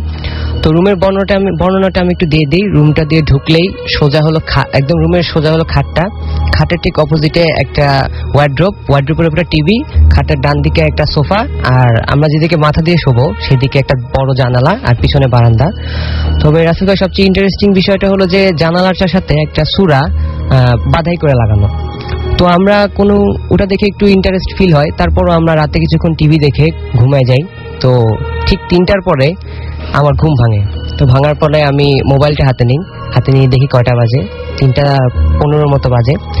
তো যখন মোবাইলটা রাখার পরে আমি যখন আমার ডান দিকে খেয়াল করে দেখি যে সেখানে কিছু একটা দাঁড়ায় আছে, এবং ভালোভাবে খেয়াল করার পরে আমি বুঝতে পারি যে সেখানে একটা মহিলা দাঁড়ায় আছে। তার বয়স 35 থেকে 38 বছর, এবং তার গায়ে সাদা রঙের একটা কাপড়, চুলগুলা পিছনের দিকে ছাড়া, এবং চোখগুলা বড় বড় রক্তের মতো আমাদের দিকে তাকায় আছে, আর তার বাঁ হাতটা আমাদের দিকে উঁচু করা। তো এটা দেখে আমি প্রচন্ড ভয় পেয়ে যাই। আমি সাথে সাথে আল্লাহ তাআলার নাম নেওয়া শুরু করি, দোয়া দুরূদ পড়া শুরু করি, এবং কিছুক্ষণ পরে আমার ডান দিকে আমার ফ্রেন্ডটা শুয়েছিল, ওকে আস্তে আস্তে নক করে ওকে উঠায় বলি যে তুমি তোমার ডান দিকে খেয়াল করো। তো ও জিনিসটা দেখে প্রচন্ড ভয় পেয়ে যাওয়ার পরে আমরা দুজন মিলে আল্লাহ তাআলার নাম নেওয়া শুরু করে দোয়াটা পড়া শুরু করি, এবং কিছুক্ষণ পরে আমি যেটা দেখতে পারি যে মহিলাটা আসলে দাঁড়ায় ছিল না, সে শূন্য থেকে 1 হাত কিংবা আধা হাতের মতো ভাসছিল, এবং আমাদের দিকে হাতটা এগিয়ে দিয়ে সে কিছু বলার চেষ্টা করতেছিল। তো এইটা দেখার পরে আমরা প্রচন্ড ভয় পেয়ে যাই এবং চিৎকার দেওয়ার চেষ্টা করি। চিৎকার দেওয়ার কোনো শক্তি আসে না শরীরে, কি করব কিছুই বুঝতে পারি না। তখন আমরা দুজন মিলে চোখ বন্ধ করে যত দোয়া কালাম পারি আল্লাহ তাআলার নাম নেওয়া শুরু করি, একভাবে পড়তে থাকি, এবং কিছুক্ষণ পড়ার পরে চোখটা খুলে তাকায় দেখি যে না, জিনিসটা এখনো স্টিল সেখানে দাঁড়ায় আছে আমাদের দিকে তাকায়। তো তারপরও আমরা কন্টিনিউ করতে থাকি, আল্লাহ তাআলার নাম থেকে দোয়াটাও পড়তে থাকি। পড়তে 20 থেকে 25 মিনিট পরে যখন আমরা দুজনই চোখ খুলে দেখি যে জিনিসটা আর নাই। তো আমরা তারপরে খাট থেকে উঠে লাইট জ্বালায় বারান্দার দরজাটা খুলি, বারান্দায় যেয়ে দেখি যে বারান্দাতেও কিছু নাই, চারিদিকে প্রচন্ড কুয়াশা। তারপর ঘরে আসি, ঘরের গেটটা খুলি, মানে টোটালি একটু সবকিছু চেক করি, টিভিটা ঠিকমতো বন্ধ করছি নাকি। বন্ধ করে দুজন কথাবার্তা বলার পরে আমরা লাইট নিভাই আল্লাহ তাআলার নাম নিয়ে আবার শুয়ে পড়ি, এবং পরের দিন সকালে ঘুম থেকে উঠি, এবং এই বিষয়টা আমরা কারোর সাথে শেয়ার করি না। তার পরের দিনই আমরা ঢাকায় ফেরত আসি। আসলে কেমন ঘটনা। ওকে, আপনাকে অনেক ধন্যবাদ, এবং আমরা আপনার কাছে রাসেল ভাই, আমি এখন যে ঘটনাটি বলবো সেটা আমার এক বড় ভাইয়ের মুখ থেকে শোনা। তিনি একটি বেসরকারি ব্যাংকে চাকরি করেন। ঘটনাটি আজ থেকে 3-4 বছর আগে ঘটে। তো তখন তিনি এবং তার এক চাচাতো ভাই, তার বড়, দুজন মিলে একটি বাসা ভাড়া নেয়। ঢাকার কেরানীগঞ্জের কোন একটি জায়গায় তারা বাসাটি ভাড়া নেয়। তো রাস্তার বাসাটি হচ্ছে 4 তলা। তো তাদের ফ্ল্যাটটি হচ্ছে 3 তলায়। তো তাদের সামনে যে ফ্ল্যাটটি সেটি হচ্ছে গিয়ে একটি কারখানা, সেটা অনেকদিন যাবতীয় বন্ধ। তো যাই হোক, সে বাসাতে ওঠার পর টুকটাক অনেক রকম ঘটনাই ঘটে রাসেল ভাই। তো যাই হোক, তার মধ্যে একটি উল্লেখযোগ্য ঘটনা হচ্ছে সন্ধ্যার পরে তীব্র মাংস পোড়া গন্ধ আসে।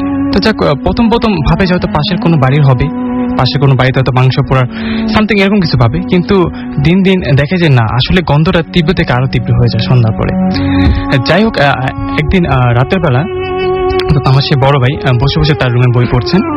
তো পাশের রুমে ঘুমায় হচ্ছে তার চাচাতো ভাই, যে বড় ভাইটি, তিনি ঘুমান পাশের রুমে। তো তিনি দেখলেন যে রাসেল ভাই লাইটের অপোজিটে যদি কেউ দাঁড়ায়, তার কিন্তু বড় একটি শ্যাডো পড়ে, ছায়া পড়ে। তো তিনি দেখলেন যে তার রুমের সামনে, অর্থাৎ পাশের ঘর থেকে একটা ছায়া এসে পড়েছে তার রুমের সামনে, অর্থাৎ কেউ একজন দাঁড়িয়ে আছে। তো তিনি ভাবলেন যে হয়তো তার বড় ভাই হবে।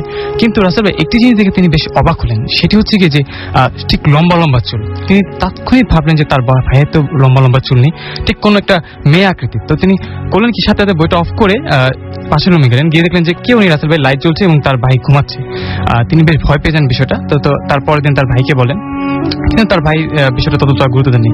রাসেল ভাই একটা বিষয় বলে রাখা ভালো যে তার ভাই ব্যবসা করতেন। তো ব্যবসার কাজে প্রায় সময় তাকে ঢাকার বাইরে অনেক জায়গায় যেতে হতো। তো তার কয়েকদিন পরের ঘটনা, তার ভাই কোন একটি কাজে, ব্যবসার কাজে ঢাকার বাইরে যান। তো তিনি একলাই সেদিন।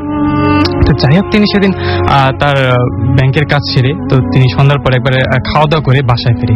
তো আসলে ওয়েদারটা সেদিন একটু চেঞ্জ ছিল, অর্থাৎ বৃষ্টি বৃষ্টি ভাব, টিপটিপ বৃষ্টি পড়ছে, বিদ্যুৎ চমকাচ্ছে, এরকম একটা ওয়েদার।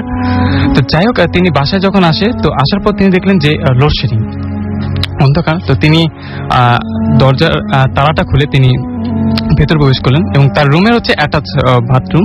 তো তিনি ওয়াশরুমে গিয়ে তিনি প্রথমে হাত মুখ ধুবেন। তো তিনি হাত মুখ যখন ধুচ্ছেন মোবাইলের লাইটের আলো দিয়ে, ঠিক তখনই তিনি খেয়াল করলেন যে বিদ্যুৎ চমকানো আলোয় তার ঘরে একটা রাস্তায় ইজি চেয়ার ছিল। তো আয়নাতে তিনি পিছনে ব্যাকগ্রাউন্ডটা দেখলেন যে তার ইজি চেয়ারে 70 কি 72 বছরের একজন বৃদ্ধা বসে, অর্থাৎ দোল খাচ্ছে।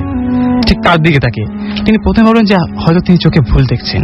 তিনি চোখে মুখে পানিতে আবার তাকালেন, তিনি দেখেছেন না একই অবস্থা, 70 কি 72 বছরের একজন বৃদ্ধা ঠিক একইভাবে দোল খাচ্ছেন এবং তার চুলগুলো উঠছে এবং তার দিকে এক দৃষ্টিতে বড় বড় চোখে তাকিয়েছেন।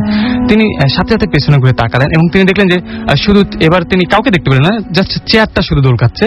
তো রাসেল ভাই তিনি ওয়াশরুম থেকে বেরিয়ে আসেন, বেরিয়ে এসে দেখলেন যে দরজা জানালা সব বন্ধ, এখানে কোনো বাতাস আসার কথা নয়, এখানে চেয়ারটা শুধু শুধু দোল খাওয়ারও কথা নয়। ঠিক রাসেল ভাই সেই সময় তিনি ওই ড্রয়িং রুম থেকে শব্দ শুনতে পেলেন, অর্থাৎ কিছু একটা শব্দ হচ্ছে ওখান থেকে। তো তিনি অন্ধকারের মধ্যে মোবাইলের আলো যতটুকু দেখা যায় তিনি এক পা দুপা করে সেদিক গেলেন। তিনি দেখলেন যে ফ্রিজের পাশে, অর্থাৎ একটা পর্দা টানানো, পর্দার ওপাশে বোধ হয় যে কেউ যে দাঁড়িয়ে আছে। তো তিনি একটু সামনে গিয়ে এক হাত দিয়ে পর্দাটা শোনেন। ঠিক রাসেল ভাই তিনি তখনই দেখলেন যে ঠিক যে বৃদ্ধাটাকে তিনি বসে থাকতে দেখেছেন, ঠিক সেই বৃদ্ধাটা তার থেকে 2-3 হাত দূরে দাঁড়িয়ে এবং তার থেকে সেই মাংস পোড়া গন্ধটা আসছে। এটা থেকে তিনি প্রচন্ড রকমের ভয় পায় এবং তিনি দরজা খুলে দৌড়িয়ে নিচে যান এবং দারোয়ানের কাছে গিয়ে তিনি সবকিছু খুলে বলেন। তখন দারোয়ান তাকে আসলে বাড়ির যে ঘটনাটা সেটা বলে, অর্থাৎ সেই বাড়িতে নাকি অনেক বছর আগে একজন বৃদ্ধা আগুনে পুড়ে মারা গিয়েছিলেন, তারপর থেকে সেই ফ্ল্যাটটিতে অনেক রকম সমস্যা দেখা দেয়। আসলে আপনাকে অনেক ধন্যবাদ অনন্ত। আমরা চলে যাব আমাদের পরবর্তী ঘটনায় এবং আর সেই সাথে আমরা তার মাঝখানে আমরা একবার একটু চিটাগংয়ে যাব এবং চিটাগংয়ে গিয়ে আমরা দেখবো যে চিটাগংয়ের সবাই কি করছে। তার আগে কিছু SMS পড়ে ফেলে। বিপ্লব আমাদেরকে মানিক দিয়া থেকে SMS করেছেন এবং তিনি বলছেন যে আজকের ভূত এফএম জোস হচ্ছে। কে আমাকে লিখেছেন যে স্টোরিটা ইন্টারেস্টিং ছিল এবং ভালো ছিল, তাই তিনি লিখেছেন। সৌরভ আমাকে লিখেছেন, আমাকে SMS করেছেন এবং তারা 3 তলা মার্কেটের ওপরে একটা ছোট রুমে আছেন, তারা সবাই শুনছেন আমাদেরকে। রবিউল আওয়াল SMS করেছেন সৈকত আমাদেরকে। মামুন নারায়ণগঞ্জ থেকে SMS করেছেন। এছাড়া আমাদেরকে আফরিন রাজশাহী থেকে SMS করেছেন, আমাদেরকে SMS করেছেন। দেখতে পাচ্ছি আমাদেরকে অর্ণব, এছাড়া অর্ণব পরে আমাদের SMS করেছেন রাকিব তুষার। এছাড়াও দেখতে পাচ্ছি সুমন SMS করেছেন রিপন ধানমন্ডি থেকে SMS করেছেন। আমাদেরকে দেখতে পাচ্ছি দীপক, সজীব, রুবেল, প্যারিস, জয়ন্ত, নিশ এবং সাফি, এরা সবাই আমাদের SMS করেছেন। শুভ আমাদের SMS করেছেন আমাদেরকে এস এ বনি SMS করেছেন, ডানা সহ আরো অনেকে। তো আমরা চলে যাব একটু চট্টগ্রামে এবং চট্টগ্রামে আপনারা সবাই জানেন যে ভূত এফএম থেকে নির্বাচিত এবং এয়ারটেল থেকে নির্বাচিত আমাদের বিভিন্ন লিসেনাররা আছেন ওখানে এবং তারা এক্সপেরিয়েন্স করছেন, সেটা জিনিসের মধ্যে যাচ্ছেন তারা। এবং সেখানে আছেন আমাদের রেডিও ফুর্তির আউটডোর ব্রডকাস্টার সাদ এবং যে কোঅর্ডিনেট করছে আর কি পুরো জিনিসটা, এবং এছাড়া আছেন সুমন, তারা সবাই আছেন আমাদের রেডিও ফুর্তির পক্ষ থেকে গেছেন। আমরা তাদের সাথে একটু কথা বলবো। হ্যালো হ্যাঁ সাদ, এই মুহূর্তে কি অবস্থা? ভাই আমি সুমন। সুমন, আচ্ছা। এই মুহূর্তে আমরা আগের জায়গা থেকে একটু সরে এসেছি আর একটু ভেতরে। আচ্ছা। তো এখন অন্ধকারে খুব বেশি কিছু দেখা যাচ্ছে না, কিন্তু এই জায়গায় আমি আগেও এসেছিলাম কিন্তু দিনের বেলায়, কিন্তু ভয়ঙ্কর একটা সৌন্দর্য আমি এখন দেখতে পাচ্ছি, যেটা দিনের বেলার প্রাকৃতিক সৌন্দর্য দেখা গিয়েছিল, এখন আমার কাছে সেটা ভয়ঙ্কর সৌন্দর্য দেখা যাচ্ছে। আচ্ছা আচ্ছা, আপনাদের সঙ্গে যারা আছেন সবাই মিলে এই মুহূর্তে আপনার অনুভূতি আমরা জানলাম। তো আমরা জানি যে এয়ারটেল থেকেও নির্বাচিত বেশ কিছু আমাদের লিসেনাররা গেছেন, তো আমরা তাদের সাথে একটু কথা বলতে পারি। সুমন? হ্যাঁ, আমার সাথে এখন আছে দিনার, আপনি দিনার সাথে কথা বলতে পারেন। ওকে, তো আমরা এখন কথা বলবো দিনারের সাথে। সো জি, ওয়ালাইকুম আসসালাম। দিনার, কিরকম লাগছে এই মুহূর্তে আপনার? জি ভাইয়া, যেমনটা সন্ধ্যা বললো যে আমরা পানির উপরে আছি, আমরা অনেকটা সাহস দেখেছিলাম পাহাড়ের উপরে ওঠার মতো। এখানে এত ডার্কনেস এবং চারদিকে একটা ভূতের অবস্থা, মানে আমাদের আশেপাশে আরো কতগুলো পাহাড় আছে, তো মানে সেখানে আমরা কোনো মতেই উঠতে পারতেছিলাম না। আমাদের সাথে অনেকজন আছে, বাট আমরা কেউই সাহসে, সবাই সকালবেলা ভাবছি যে উপরে উঠবো, দেখবো কি আছে, বাট এখন যে সিচুয়েশন, মানে এই সিচুয়েশনে আমরা কেউ আমাদের মানে প্রুভ করতে পারতেছি না। আমি যেটা মনে করি, যারা নিজেদেরকে খুব সাহসী ভাবে তাদের উচিত হবে যে এখানে এসে রাতের বেলা স্টে করে নিজেদের সাহসের পরীক্ষাটা দেওয়া। আচ্ছা, মানে আপনার তার মানে বলতে যাচ্ছেন যে চারপাশে যে অবস্থা, সেই অবস্থাটা বেশ ভয়াবহ এবং আপনারা রীতিমতো ভয় পাচ্ছেন সেখানে। এখানে মানে পরিবেশটা টোটালি মানে হরর বলা একটা পরিবেশ। আচ্ছা, এবং আমরা একটু আগে মানে বোর্ড থেকে একটা জিনিস খেয়াল করলাম যে আমাদের মানে পার্শ্ববর্তী একটা পাহাড়ের মধ্যে আমরা একটা সোয়ারেজ লাইনের মতো একটা হোল দেখতে পেয়েছিলাম, যেটা একটু আগে একটা মেম্বার বললো, মানে সেটা আমরা সবাই খেয়াল করছি। বাট দেন সেখানে যখন আমরা সেকেন্ড টাইম যখন টর্চ লাইট করলাম, বাট সেখানে কোনো হোল ছিলই না। আচ্ছা, এটা আমাদের মানে এটা দেখে আমরা সবাই খুব ভয় পেয়েছি যে মানে ওই জিনিসটা হঠাৎ উধাও হয়ে গেল। মানে আমরা এই জায়গার সম্পর্কে যত রকম ঘটনা শুনেছি, এখানকার মানুষদের মুখ থেকে শুনেছি, মানে ফুললি ওই রকম, মানে পুরো সিচুয়েশনটাই ওই রকম, মানে খুব হন্টেড একটা প্লেস। ওকে, আপনাকে অনেক ধন্যবাদ। আমরা আবারও আপনাদের কাছে ফিরে আসবো এবং আগামী সপ্তাহ পর্যন্ত লিসনার্স আপনাদের ওয়েট করতে হবে যে কি ঘটেছিল সেটা জানতে। আমরা আপাতত আবারও ফিরে আসছি স্টুডিওতে এবং এই মুহূর্তে আমাদের আরো একজন গেস্ট আমাদের সঙ্গে রয়েছেন। আপনার নামটা আমরা গতবার আপনার ঘটনা শুনেছিলাম গত সপ্তাহে, এবং সেই সাথে আপনি আপনার ঘটনা কিছু বাকি রেখেছিলেন, তো আমরা তার মধ্যে থেকে একটা ঘটনা শুনবো। ধন্যবাদ রাসেল ভাই। প্রিয় লিসেনার্স, আমি রফিকুল আলম, আমার বাড়ি ফেনী জেলার দাগনবিয়া থানা গোবিন্দপুর গ্রামে। আমি এসেছি ঢাকার নয়াপল্টন থেকে। আমি যে ঘটনাটা আপনাদের সাথে শেয়ার করবো সেটা হচ্ছে আমার ছোট ভাইকে নিয়ে ঘটনা, এবং আমার সাথে ঘটনাটা 1998-99 সালের কথা। আমাদের গ্রামের নাম গোবিন্দপুর, একবার হিন্দু অধ্যুষিত গ্রাম। আপনারা হয়তো জানেন হিন্দু গ্রামগুলো প্রায় শ্মশান থাকে, ঘন জঙ্গল থাকে। তো আমাদের বাড়িটা মূল রাস্তা থেকে হাফ কিলো দূরে। আমার ভাই সেদিন বাড়িতে আসতে খুব রাত হয়ে গেছে। বড় রাস্তা থেকে নেমে একটা সাঁকো, সেটা অবশ্য এখন পুরো হয়ে গেছে, সাঁকো নামলে একটা শ্মশান। শ্মশানের উত্তর পাশে একটা বড় বাড়ি, বাড়িটার সামনে একটা বড় পুকুর, পুকুরের পূর্ব পাশে জঙ্গল, একটা মাটি উঁচু ঢিবি আছে, এবং সেখানে একটা বড় তুলা গাছ ছিল। সেখান দিয়ে আমরা ভয় পেতাম বলে হাঁটতাম না, আমরা হাঁটতাম বাড়ির পশ্চিম পাশে পাশ দিয়ে, পুকুরের পশ্চিম পাশ দিয়ে। বাড়ির উত্তর পাশে ছিল জলপাই বাগান, আমরা সেই বাগানের পাশ দিয়ে হাঁটতাম। আমার ভাই তখন কম বয়স ছিল, সেই খুব অন্ধকার রাত্রি ছিল, বাজার থেকে আসতেছিল। সাঁকো ফালাবার পরে তার খুব ভয় লাগতেছিল। সেই বাড়ি পর্যন্ত আসি, দেখলো যে প্রচন্ড সামনে কিছু দেখা যায় না, পেছনে কিছু দেখা যায় না, এত অন্ধকার। সে দেখলো একটা কুচকুচে কালো বিড়াল তাকে বারবার ডিস্টার্ব করতেছে। এদিক থেকে ঢুকে ওই দিক থেকে বের হয়ে যায়। সে খুব ভয় পাইছে, এত বেশি ডিস্টার্ব করছে, খুব ভয় পেল। তারপর সেই একসময় বিড়ালটাকে এত জোরে লাথি মারলো, লাথি মেরে সে এক দৌড়ে বাড়ি চলে আসলো। ঘটনা এখানে শেষ নয়। বাড়িতে আসার পরে খাওয়া দাওয়া করলো, খাওয়া দাওয়া করার পরে আমরা সবাই শুতে গেলাম। মাঝরাতে তার চিৎকারে আমাদের ঘুম ভেঙে যায়।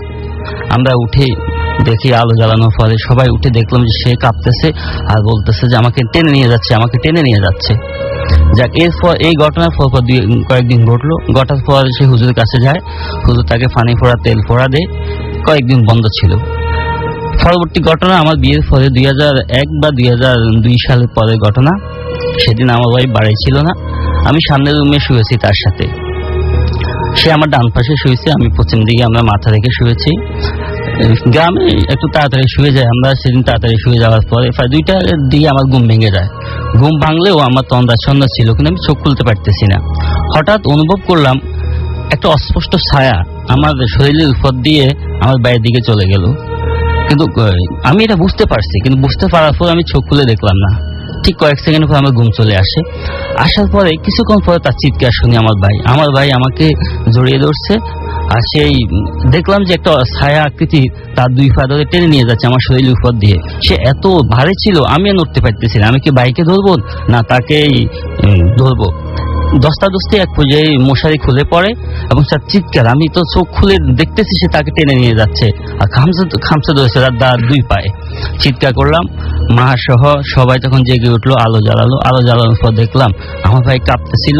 তার আলোতে দেখলাম 2টা হাত দিয়ে যে তার পা ধরছে, দাগ পড়ে গেছে এবং লালচে দাগ পড়ে গেছে। তারপরে সেদিন আর কারো ঘুম হলো না। পরদিন সে আবার বড় হুজুরের কাছে যায়।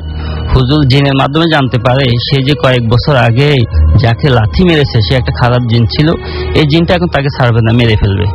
তারপর হুজুর তাকে তাবিজ দিছে, কয়েক বছর উপদ্রব বন্ধ ছিল, এদের মধ্যে সে আঘাত আর করেনি। হঠাৎ তার তাবিজ হারিয়ে গেল। গত রমজানের ঈদে আমার ভাই এখন বিয়ে করেছে, তার বয়স এখন প্রায় 31, 2 সন্তানের জনক। তার শ্বশুরবাড়িতে সে বেড়াতে গিয়েছিল। রমজানের ঈদের পরদিন রাতে প্রায় মাঝরাতে তার চিৎকারে বাড়ির লোকজন চোর এসেছে বলে সবাই জেগে উঠে, সে প্রচন্ড চিৎকার করতেছিল। সবাই বাঁচতে চোর আসলো, তার দেশি অস্ত্রশস্ত্র নিয়ে বাড়ির দিন বেরিয়ে পড়লো যে কোথায় কি হলো। পরে তারা প্রকৃত ঘটনা জানার পর আসলে আমার ভাই খুবই লজ্জা পেল। লজ্জা পাওয়ারই কথা। আমি প্রিয় লিসনারদের কাছে জানতে চাইবো আসলে আপনাদের কাছে এরকম কোনো সমাধান আছে কিনা। যদি সমাধান থেকে থাকে আমাদেরকে সহযোগিতা করবেন। ধন্যবাদ সবাইকে। আপনাকে অনেক ধন্যবাদ। ওকে রাসেল ভাই, আমি এখন যে ঘটনা বলবো সেটাও আমার এক কলিগের কাছ থেকে শোনা।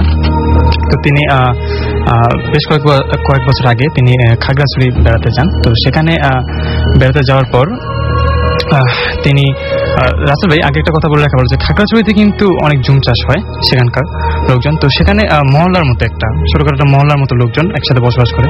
তো তিনি তেমনই একটা মহল্লায় যান।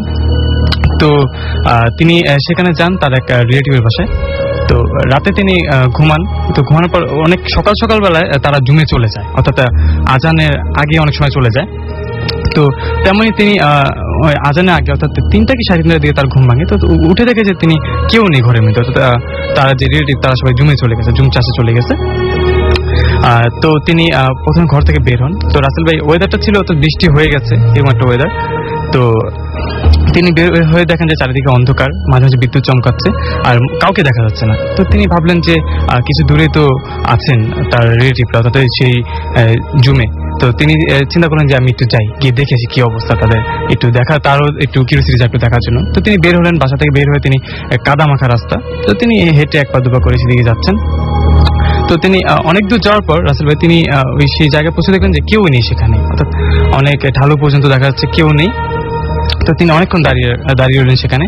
তো একটা সময় তিনি দেখলেন যে তার থেকে অনেক দূরে, অর্থাৎ কিছু দূরে একজন অন্ধকারের মধ্যে কেউ একজন হেলে দুলে অর্থাৎ যাচ্ছে। তো তিনি ভাবলেন যে হয়তো তিনিও হয়তো জুম চাষী হবে। তো তার কাছে হয়তো জিজ্ঞেস করলে হয়তো জানতে পারবেন তার রিলেটিভের খবর। তো তিনি ওই লোকটাকে ডাকলেন, কিন্তু লোকটা তার কথায় দাঁড়ালেন না, তিনি হেঁটে চলে যাচ্ছেন তার মতো। তো রাসেল ভাই ও কাদামাখা রাস্তা যেহেতু, তো ও খুব আস্তে আস্তে যাচ্ছে এবং লোকটাকে ডাকছে, কিন্তু লোকটা দাঁড়াচ্ছে না, লোকটা তার মতোই হেঁটে চলে যাচ্ছে, অর্থাৎ অন্ধকারে বোঝাচ্ছে যাচ্ছে। তো ওই পেছন দিয়ে হেঁটে যাচ্ছে। তো রাসেল ভাই বিদ্যুৎ চমকানো আলোয় কিছু দূর যাওয়ার পর বিদ্যুৎ চমকানো আলোয় হঠাৎ ও দেখলো যে মানে লোকটা যে হেঁটে গেছে কাদার মধ্যে কোনো পায়ের চিহ্ন নেই, অর্থাৎ কোনো একটা মানুষ হেঁটে গেলে রাসেল ভাই সেখানে কোনো পায়ের চিহ্ন থাকবে, কিন্তু সেখানে কোনো পায়ের চিহ্ন নেই। এবং ও আরো কিছু তো এগিয়ে গিয়ে দেখলেন যে আসলে ও যেটাকে মানুষ ভেবেছে আসলে সেটা মানুষের আকৃতির কোনো মানুষ নয়, সেটা মানে মাটি থেকে অন্তত 1 হাত উপরে কিছু একটা। তো রাসেল ভাই এটা দেখে ও ভীষণ ভয় পায় এবং খুব জোরে চিৎকার করে। তো তার কিছু দূরই থাকে তার সেই রিলেটিভরা, অর্থাৎ জুম চাষিরা। তো তারা ওর চিৎকার শুনে দৌড়ে আসে, এসে বলেন যে কি হয়েছে। তো ওনাদের কাছে তিনি ঘটনাটা খুলে বলেন যে এরকম এখানে ছিল। তো তারা বললেন যে আসলে এরকম মাঝে মাঝে এরকম সমস্যা হয় যে এরকম মানে লোক দেখে অনেকে পিছনে চলে যায় এবং পাহাড় থেকে পড়ে মারা যায়। তো রাসেল ভাই এটা ছিল ছোট্ট ঘটনাটা। ওকে, আমরা সরাসরি এখন চলে যাব তাহলে চট্টগ্রামে, এবং এই মুহূর্তে আমাদের সাথে রয়েছেন সাদ। আমরা সাদের সাথে সরাসরি কথা বলবো এবং দেখি যে এই মুহূর্তে আমরা জানি যে আমরা রেডিও ফুড থেকে নির্বাচিত করেছি অনেককে এবং এয়ারটেল থেকে নির্বাচিত করেছি অনেককে। তো তাদের মধ্যে সাদ কার সাথে আমাদের কথা বলে দেয়। সাদ, এই মুহূর্তে আমরা কার সাথে কথা বলবো? রাসেল ভাই আমার সাথে মুহূর্তে আছে আমাদের আরেকজন লিসেনার মাহবুব, তার সাথে কথা বলছি। ওকে, সো হ্যাঁ, ওয়ালাইকুম আসসালাম। মাহবুব, কেমন লাগছে এই পুরো মানে অবস্থাটা বা এই মুহূর্তে আপনার অনুভূতিটা কি? অনেক একটু ভয়ও লাগতেছে, আবার এক্সাইটেড অনেক। আচ্ছা, অনেক এক্সাইটেড।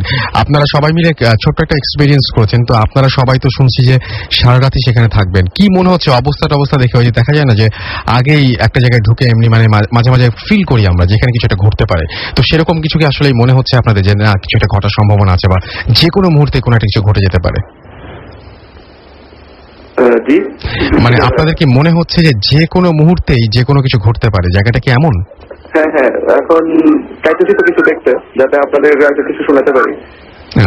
এখন পর্যন্ত ওই জাস্ট আরেকটা ইনসিডেন্টই দেখলাম। আচ্ছা, বাট এনভায়রনমেন্ট অনেক প্রমিসিং, তো ও কিছু দেখবে। ওকে, আমরাও অপেক্ষায় থাকলাম, আমরা আবারও ফিরে আসবো আপনাদের কাছে। আপাতত আমরা চলে যাবো আবার স্টুডিওতে আমাদের অতিথির কাছে, এবং তার কাছ থেকে আমরা আরো একটা ঘটনা শুনবো। শুনছেন সবসময় রেডিও ফুর্তি, চলছে ভূত এফএম হন্টেড বাই এয়ারটেল। ঘড়িতে সময় 1টা বেজে, রাত 1টা বেজে 34 মিনিট। আর এই মুহূর্তে রয়েছেন আমাদের সাথে আবারও রফিক ভাই, এবং তিনি আরেকটা ঘটনা বলবেন খুব ছোট করে, যেহেতু সময় খুব কম। তো আমরা তার পরবর্তী ঘটনায় চলে যাই। ধন্যবাদ রাসেল ভাই। প্রিয় লিসেনার্স, আমি যে ঘটনাটা বলবো সেটা আমার গ্রামের ঘটনা। আমি আগে বলেছি আমাদের গ্রামটা হিন্দু অধ্যুষিত গ্রাম। আমাদের বাড়িটার পাশে দক্ষিণ পাশে একটা জমির দক্ষিণ পাশে একটা বড় পুকুর, পুকুরের পাশে জমির কোনায় একটা দম্পতি একটা ঘর বেঁধে বসবাস করে আসতেছে। এই পুরুষ মানুষটি রিক্সা চালায়, আর মহিলাটি ইউনিয়ন পরিষদে বিভিন্ন প্রজেক্টে ডেইলি বেসিসে কাজ করে। তাদের 3 সন্তান। ঘটনাটি 1993 সালের জানুয়ারি মাসে। আমি রাতে পড়তেছিলাম, হঠাৎ তাদের বাড়ি থেকে চিৎকার, চেঁচামেচি, কান্নাকাটি এবং ইত্যাদি শব্দ শুনতে পাচ্ছি। আমি মনে করলাম এটা তাদের সাপ্তাহিক আয়োজন, আমরা এতে অভ্যস্ত, তারা অভ্যস্ত, সুতরাং আমি বা আমাদের কেউ তাদের সে চিৎকার চেঁচামেচিতে সাড়া দিল না। কিছুক্ষণ পরে সে বাড়ির পুরুষ মানুষটি আমার নাম ধরে ডাকতেছেন আমি সেখানে যাওয়ার জন্য। তিনি আমাকে ডাকার পরে তার মহিলাটি বলতেছে যে নোয়াখালী আঞ্চলিক ভাষা যেটা বলি, হেতেরে আনিও না, হেতেরে আনিও না, আই চলে যাবো, অর্থাৎ আমাদের নিত না, সে চলে যাবে। আমি তাদের ডাক শুনে তাদের বাড়ির দিকে যাচ্ছিলাম। আমি যতই তাদের বাড়ির দিকে যাচ্ছি ততই মহিলার চিৎকার, কান্না, চেঁচামেচি শোনা যাচ্ছে, এবং তার স্বামীকে সে বকতেছিল, স্বামী তাকে প্রহার করেছে। তারপর আমি আস্তে আস্তে তাদের ঘরের দিকে গেলাম, যাইয়া দেখলাম যে মহিলাটিকে প্রচন্ড আহত, তার স্বামী তাকে প্রচন্ড মার দিয়েছে এবং রিক্সার শিকল দিয়ে ঘরের খুঁটির সাথে বেঁধে রেখেছে। আমি যাওয়ার পরে তার শিয়রে বসলাম। সে আমাকে বলল, তুই এখানে বসিস না, তুই চলে যা। আমি বললাম, ফুফু আপনার কি হয়েছে? আমার কিছু হয়নি, আমি যেখান থেকে সেখানে চলে যাব, তুই চলে যা। আমি ওনার হাত ধরতে গেলাম আস্তে আস্তে। তিনি প্রাণপণ চেষ্টা করতেছেন আমার থেকে বাঁচার জন্য। একসময় তিনি তো বাঁধা, তুমি যতই চেষ্টা করুক উনি হাতকে নিবৃত্ত করতে পারবেন না। আমি তার হাত ধরলাম, হাত ধরার পরে আস্তে আস্তে আমি তার কনিষ্ঠ আঙুলকে চেপে ধরলাম। তিনি প্রচন্ড বেগে চিৎকার করলেন। আমি আস্তে আস্তে সূরা নাস, ফালাক, সূরা ইখলাস, আয়াতুল কুরসিগুলো পড়ে তাকে ফু দিলাম। কিছুক্ষণ ফু দিতে দিতে দেখলাম একসময় তিনি ঘুমিয়ে পড়ছেন। তখন আমি দেখলাম তাকে এত বেশি মেরেছে যে আমি বললাম, তাকে মেরেছেন কেন? বলছে তাকে ভূতে ধরেছে, এখানে মেরেছি। আমি বলতাম, মার তো ভূতে খায়নি, খেয়েছে আপনার ওয়াইফ, এভাবে মারা ঠিক হয়নি। আমি প্রকৃত ঘটনা জানতে চাইলাম যে ঘটনা কি হয়েছে বলুন। তিনি বললেন, উল্লেখ করা দরকার, আমাদের বাড়ি থেকে রিক্সায় আসতে একটু দূরে, রিক্সা দিয়ে ঘুরে আসতে হয়, একটু সময় বেশি লাগে। সে বড় রাস্তা থেকে নামলে ফুল ফেরলে অনেক দূর ঘুরে বাড়ি আসতে হয়। সেদিন ছিল শনিবার। লোকটা বাজারে মাছ কিনেছিলেন, মাছ কিনে ব্যাগে বলে সে রাস্তা দিয়ে ফুলের উপর যখন আসলেন তিনি দেখলেন এলাকার কিছু ছেলে ফুলের উপর বসা। তিনি তাদেরকে জিজ্ঞাসা করলেন বাড়ি যাবে কিনা। তারা বললো তারা যাবে না। ঠিক তারা যাবে না, তিনি রিক্সা নিয়ে বাড়ি চলে আসলেন। আসার পরে স্ত্রীকে মাছগুলা দিয়ে বললো মাছগুলা কুটো। তিনি ঘরে ঢুকলেন। ঘরে ঢুকার পরে স্ত্রী বললো, এই আমি চলে যাচ্ছি। তো বললো, কোথায় যাচ্ছ? বললো, আমি যেখান থেকে এসেছি সেখানে চলে যাচ্ছি। এই কথা বলে উনি তো বুঝতে পারলেন যে কিছু একটা ঘটেছে। তিনি তার থেকে তাড়াতাড়ি ঘর থেকে বেরিয়ে আসলেন। তার মহিলাটিকে দেখতে পারলেন না। অন্ধকারে মহিলাটিকে খোঁজাখুঁজি করে দেখতে পেলেন তিনি মাছ নিয়ে নারকেল গাছে উঠে যাচ্ছে। লোকটাও প্রচন্ড সাহসী ছিলেন। তিনি মহিলাকে নারকেল গাছ থেকে টেনে নিয়ে নামালেন। নামানোর পরে বললেন যে, তুই কোথায় যাবি? বলছে, আমি ফুলের উপর যাবো। কেন যাবি? আমি সেখান থেকে গেছি, সেখানে যাব। তো সেখান থেকে কেন এসেছি? বলছে যে, আপনি আসতে বলছেন তাই এসেছি। আমি তো তোদেরকে আসতে বলিনি, আমি তো ছেলেদেরকে আসতে বলছি। বলছে, ওরা আসেনি তাই আমরা চলে এসেছি। বলেছে, তোরা কত ভাই? বলছে, আমরা 7 ভাই, আমরা ফুলের উপর থাকি, আমরা সেখান থেকে আসি, কেউ যদি আমাদেরকে ডাক দিয়ে আমরা যাই, মাছ খেতে এসেছি। তখন এই পুরুষ লোকটি বললো যে, এখন তোরা কি নিয়ে যাবে? বলছে, আমরা এখন মাছ নিয়ে যাব। এই কথা বলার পর তিনি মাছের থলিটাকে দূরে সরে মারলেন এবং মহিলাটাকে বেঁধে প্রচন্ড মার দিলেন। এই ছিল আমার ঘটনা। ধন্যবাদ রাসেল ভাই, ধন্যবাদ। আপনাদের অনেক ধন্যবাদ। আমরা চলে যাব আবারও চট্টগ্রামে, তবে তার আগে বেশ কিছু SMS রয়েছে, সেই SMS গুলো পড়ে ফেলতে চাই। সালমান আমাদের SMS করেছেন, এবং সালমান SMS করেছেন আমাদের রাশেদ ইসলাম, SMS করেছেন আমাদেরকে জুয়েল, এছাড়াও কাইয়ুম চট্টগ্রাম থেকে আমাদের SMS করেছেন। আজকের ঘটনাগুলো তার কাছে খুব ভালো লাগছে। ইরাক আমাদের SMS করেছেন, এছাড়া আমাদেরকে SMS করেছেন নিম্মি NSU থেকে, এবং আমাদেরকে তিনি সিলেক্টেড হতে চান। আচ্ছা, নেক্সট টাইম অবশ্যই সেজন্য আপনি যেটা করতে হবে, আপনার ঘটনাটা ঘটনাটা পাঠিয়ে দিতে হবে আমাদেরকে আমাদের অ্যাড্রেসে fullfm@radiofuর্তি.fm এখানে। এবং আপনারা জানেন যে সমস্ত ঘটনাগুলো যখন আপনাদের ভালো লাগে আমরা অনেক প্রশংসা পাই, ঘটনা খারাপ লাগলে অনেক প্রশংসা মানে কোনো প্রশংসাই পাই না, উল্টাটা পাই আর কি। তো এটা ডিপেন্ড করে আমাদের গেস্টদের ওপরে, তারা কিভাবে প্রেজেন্ট করছেন। তো আপনাদের জীবনের সেরা ঘটনাগুলো জন্য আমরা অপেক্ষায় থাকি প্রতি সপ্তাহে, এবং আমরা জানি যে আপনারা আমাদের হতাশ করবেন না, এবং আশা করছি যে রেগুলার এভাবে আপনারা আমাদের ঘটনা পাঠিয়ে যাবেন। আশিক আমাদের এসএমএস করেছেন আমাদেরকে ভুবন, এসএমএস করেছেন আমাদেরকে কবির জিঞ্জিরা থেকে, আমাদেরকে জিকরুল এসএমএস করেছেন, জ্যাকি চিটাগং থেকে এসএমএস করেছেন, রাজীব নারায়ণগঞ্জ থেকে এসএমএস করেছেন, আশিক আমাদের এসএমএস করেছেন পোস্তগোলা থেকে, আমাদেরকে ভুবন ফেনী থেকে এসএমএস করেছেন, কবির কবিরের এসএমএসটা আমি পড়েছি, আমারও এসছে। স্বাধীন আমাদের এসএমএস করেছেন, এম এ মারুফ রাজশাহী থেকে এসএমএস করেছেন, খুব ভালো লাগছে তার কাছে। সঞ্জিত ঢাকা থেকে বংশাল থেকে এসএমএস করেছেন, নিজাম আমাদের এসএমএস করেছেন নোয়াখালী থেকে, আতিয়া আমাদের এসএমএস করেছেন। তো যাই হোক, আমাদের দেখতে দেখতে কিন্তু আসলে সময় শেষ হয়ে আসছে। আমরা চলে যাচ্ছি আবারও চট্টগ্রামে, দেখি সেখানে কি করছে। তো আমরা কথা বলছি সরাসরি চট্টগ্রামে, আমাদের আউটডোর ব্রডকাস্টার সাদ ওখানে রয়েছেন, তার সাথে আমরা একটু কথা বলি। এই মুহূর্তে সাদ, কি অবস্থা, আপনার অবস্থান কোথায় এবং কি অবস্থা, কি ঘটছে সেখানে? হ্যালো, হ্যাঁ এটা বাবু ভাই, তার মানে বাবু ভাই। হ্যাঁ বাবু ভাই, কি অবস্থা, কেমন আছেন আপনারা, কি ঘটছে সেখানে এই মুহূর্তে? আমরা আছি ভালো, আমরা এখন ওখানে বসে আছি আপনার বোটের মধ্যে, সেই একই রকম নিস্তব্ধ পরিবেশ, আশেপাশে কুয়াশা, অন্ধকার, আর গাছপালা নড়ছে, সবকিছুই বেশ ভর্তিপূর্ণ হচ্ছে আর কি। আর এখানে তো আসলে মানে আপনার ঘটনা আমরা শুনেছি এসে, তো সেগুলো হয়তো আর কি অনেকটাই সত্যি, অনেকগুলো সত্যি, কারণ এখানকার অনেক লোকাল মানুষের কাছ থেকে আমরা এগুলো পেয়েছি। আচ্ছা, মানে একটা অসাধারণ একটা পরিবেশ এখানে। আচ্ছা, আমরা জানি যে অনেকেই হয়তো অপেক্ষা করে আছেন আগামী এপিসোডে এই ঘটনাগুলো শোনার জন্য। তো আপনার সঙ্গে রয়েছেন আবরার ভাই, আমরা একটু আবরার ভাইয়ের সাথে কথা বলতে চাই। আবরার ভাইকে, হ্যাঁ আমরা আবরার ভাই অথবা ফারনান যে কোনো একজনের সাথে কথা বলতে চাই। হ্যাঁ আমরা এখানে মানে বেশ ভয় পাচ্ছি। আবরার ভাই মানে একটু কথা বলতে উনি মানে ভয় পাচ্ছেন, ওদিকে আসছেন আর কি।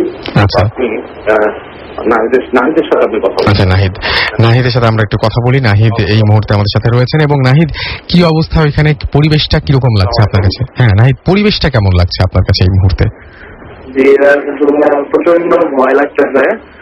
আমরা সিদ্ধান্ত নিয়েছি আমরা কয়েকজন যে আমরা এখানে থাকবো আজকে, দেখা যাক কি হয়। আপনারা সবাই দোয়া করেন যেন শেষ দেখে যেতে পারি। ওকে, আচ্ছা, আমরা একটু সাদের সাথে কথা বলতে চাচ্ছি, সেটা কি সম্ভব? সাদ কি আশেপাশে, আপনাদের আশেপাশে আছেন, মানে নাকি আপনারা একটু বেশি বিচ্ছিন্ন হয়ে গেছেন? জি ভাই, আমরা মানে একদম জানিয়ে যেন ফিরতে পারি ভাই, এই দোয়াটা করেন। আচ্ছা, সাদ আছে আপনাদের সাথে? সাদ এই মুহূর্তে? জি জি স্যার, আপনার সাথে কথা বলেন। আচ্ছা, আমরা একটু সাদের সাথে কথা বলি। হ্যাঁ সাদ, তা আমরা শেষ করতে যাচ্ছি আপনার মানে পুরো সময়টায় যে যা হলো এবং যা ঘটতে যাচ্ছে সেই সময়, সেই ব্যাপারটা একটু লিসনারদের আপনি যদি একটু জানিয়ে দিতেন আপনার ভাষায়। রাসেল ভাই, সবার একটা মাত্র এই মুহূর্তে সবার একটাই কথা যে আজকে রাতে এটা শেষ দেখে ছাড়বো আমরা, যতটুকু পর্যন্ত পারি সাহস যতটুকু পর্যন্ত কুলায়। শুধু আপনার কাছে এবং লিসনার যারা শুনছে তাদের কাছে বলতেছি যেন জানিয়ে ফিরতে পারি, পরের সপ্তাহে তাহলে এক্সক্লুসিভ কিছু কাহিনী বলতে পারবো ইনশাল্লাহ। ওকে, আপনাদের সবাইকে অনেক অনেক ধন্যবাদ and wish you all the best. আশা করছি যে সেরকম ভয়ঙ্কর কিছুই ঘটবে, কিন্তু আপনারা সবাই নিরাপদে থাকুন সেইটাও আশা করছি একই সাথে। এবং আমরা আগামী সপ্তাহ পর্যন্ত আপনাদের সবাইকে আসলে ইনফ্যাক্ট ওয়েট করতে হবে কি ঘটেছে না ঘটেছে সেই ঘটনাগুলো জানার জন্য। এবং আমরা অসংখ্য ইমেল পেয়েছি, সেখানে উল্লেখ করা আছে যে এরকম মানে ফয়েজ লেক খুবই খুবই খুবই হন্টেড, এবং সেইখানকার মানুষজন যাদের সাথে গিয়ে আমাদের রেডিও ফুর্তি এবং এয়ারটেলের মেম্বাররা যারা ওখানে গিয়ে কথা বলেছেন, তারা সবাই সবাই সবাই এই ব্যাপারগুলোতে শিওর হয়েছেন যে ওইখানে মানুষজন যারা আছে তারা প্রত্যেকেই বলেছেন যে হ্যাঁ এটা খুবই হন্টেড একটা প্লেস। তো আমরা খুবই ওয়েট করে আছি যে তেমন কিছু ঘটবে। এখনো পর্যন্ত যদিও কিছু ঘটেনি, কিন্তু ওইখানকার লোকজন যারা আছেন তারা সবাই কিন্তু জানিয়েছেন আমাদেরকে যে যত বেশি রাত হবে সম্ভাবনা তত বেশি বাড়বে। আমার কেন যেন মনে হচ্ছে যে রাত 3টার পরে কোনো একটা কিছু ঘটতে পারে। 3টাটা খুব একটা অদ্ভুত টাইম, রাত ঘড়ি কাটে যখন 3টা, ঠিক সেই মুহূর্তে কোনো কিছু যদি ঘটে বা কোনো কিছু যদি এক্সপেরিয়েন্স করে থাকেন সবাই, এবং আমার মানে খুবই আশা যে সেটা তারা এক্সপেরিয়েন্স করে আসুন। আশা করবো যে তারা খালি হাতে আসবেন না। কি হবে না হবে সেই জন্য আপনাদেরকে আগামী 1 সপ্তাহ পর্যন্ত ওয়েট করতে হবে। এতক্ষণ পর্যন্ত আপনাদেরকে বারবার এই ঢাকা স্টুডিও থেকে চট্টগ্রামে নিয়ে যাচ্ছিলেন মাসুম। আমরা ছিলাম, আমাদের অতিথিরা ছিলেন যারা আপনাদেরকে এই মুহূর্তে বিভিন্ন ঘটনা উপহার দিলেন। সবাইকে আমার পক্ষ থেকে, আমার রেডিও ফুলতির পক্ষ থেকে অনেক অনেক ধন্যবাদ, আমার মাসুমের পক্ষ থেকে অনেক অনেক ধন্যবাদ। এবং আপনারা এই আগামী সপ্তাহে আমাদের গেস্ট থাকবেন যারা এখন ফয়েজ লেগে আছেন। তারপরেও আপনারা আমাদেরকে কিন্তু অবশ্যই ঘটনা পাঠাতে ভুলবেন না। আমাদের অ্যাড্রেসটা হচ্ছে ভূত FM @radiofurti.fm। আগামী সপ্তাহে একটা ফাটাফাটি ভূত FM এর ঠিক এটার চাইতেও আরো মারাত্মক কিছু দেবার আমরা একটা মানে কি বলবো যে একটা আশা রাখি এবং আশা করছি যে সেই আশা সফল হবে, আশা করছি সেটাই। আগামী সপ্তাহ পর্যন্ত আপনারা সবাই ভালো থাকুন, সুস্থ থাকুন, সুন্দর থাকুন, মোস্ট ইম্পর্টেন্টলি ফুর্তি থাকুন। আজকের মতো এখানেই শেষ করছি, টাটা। ফুর্তি।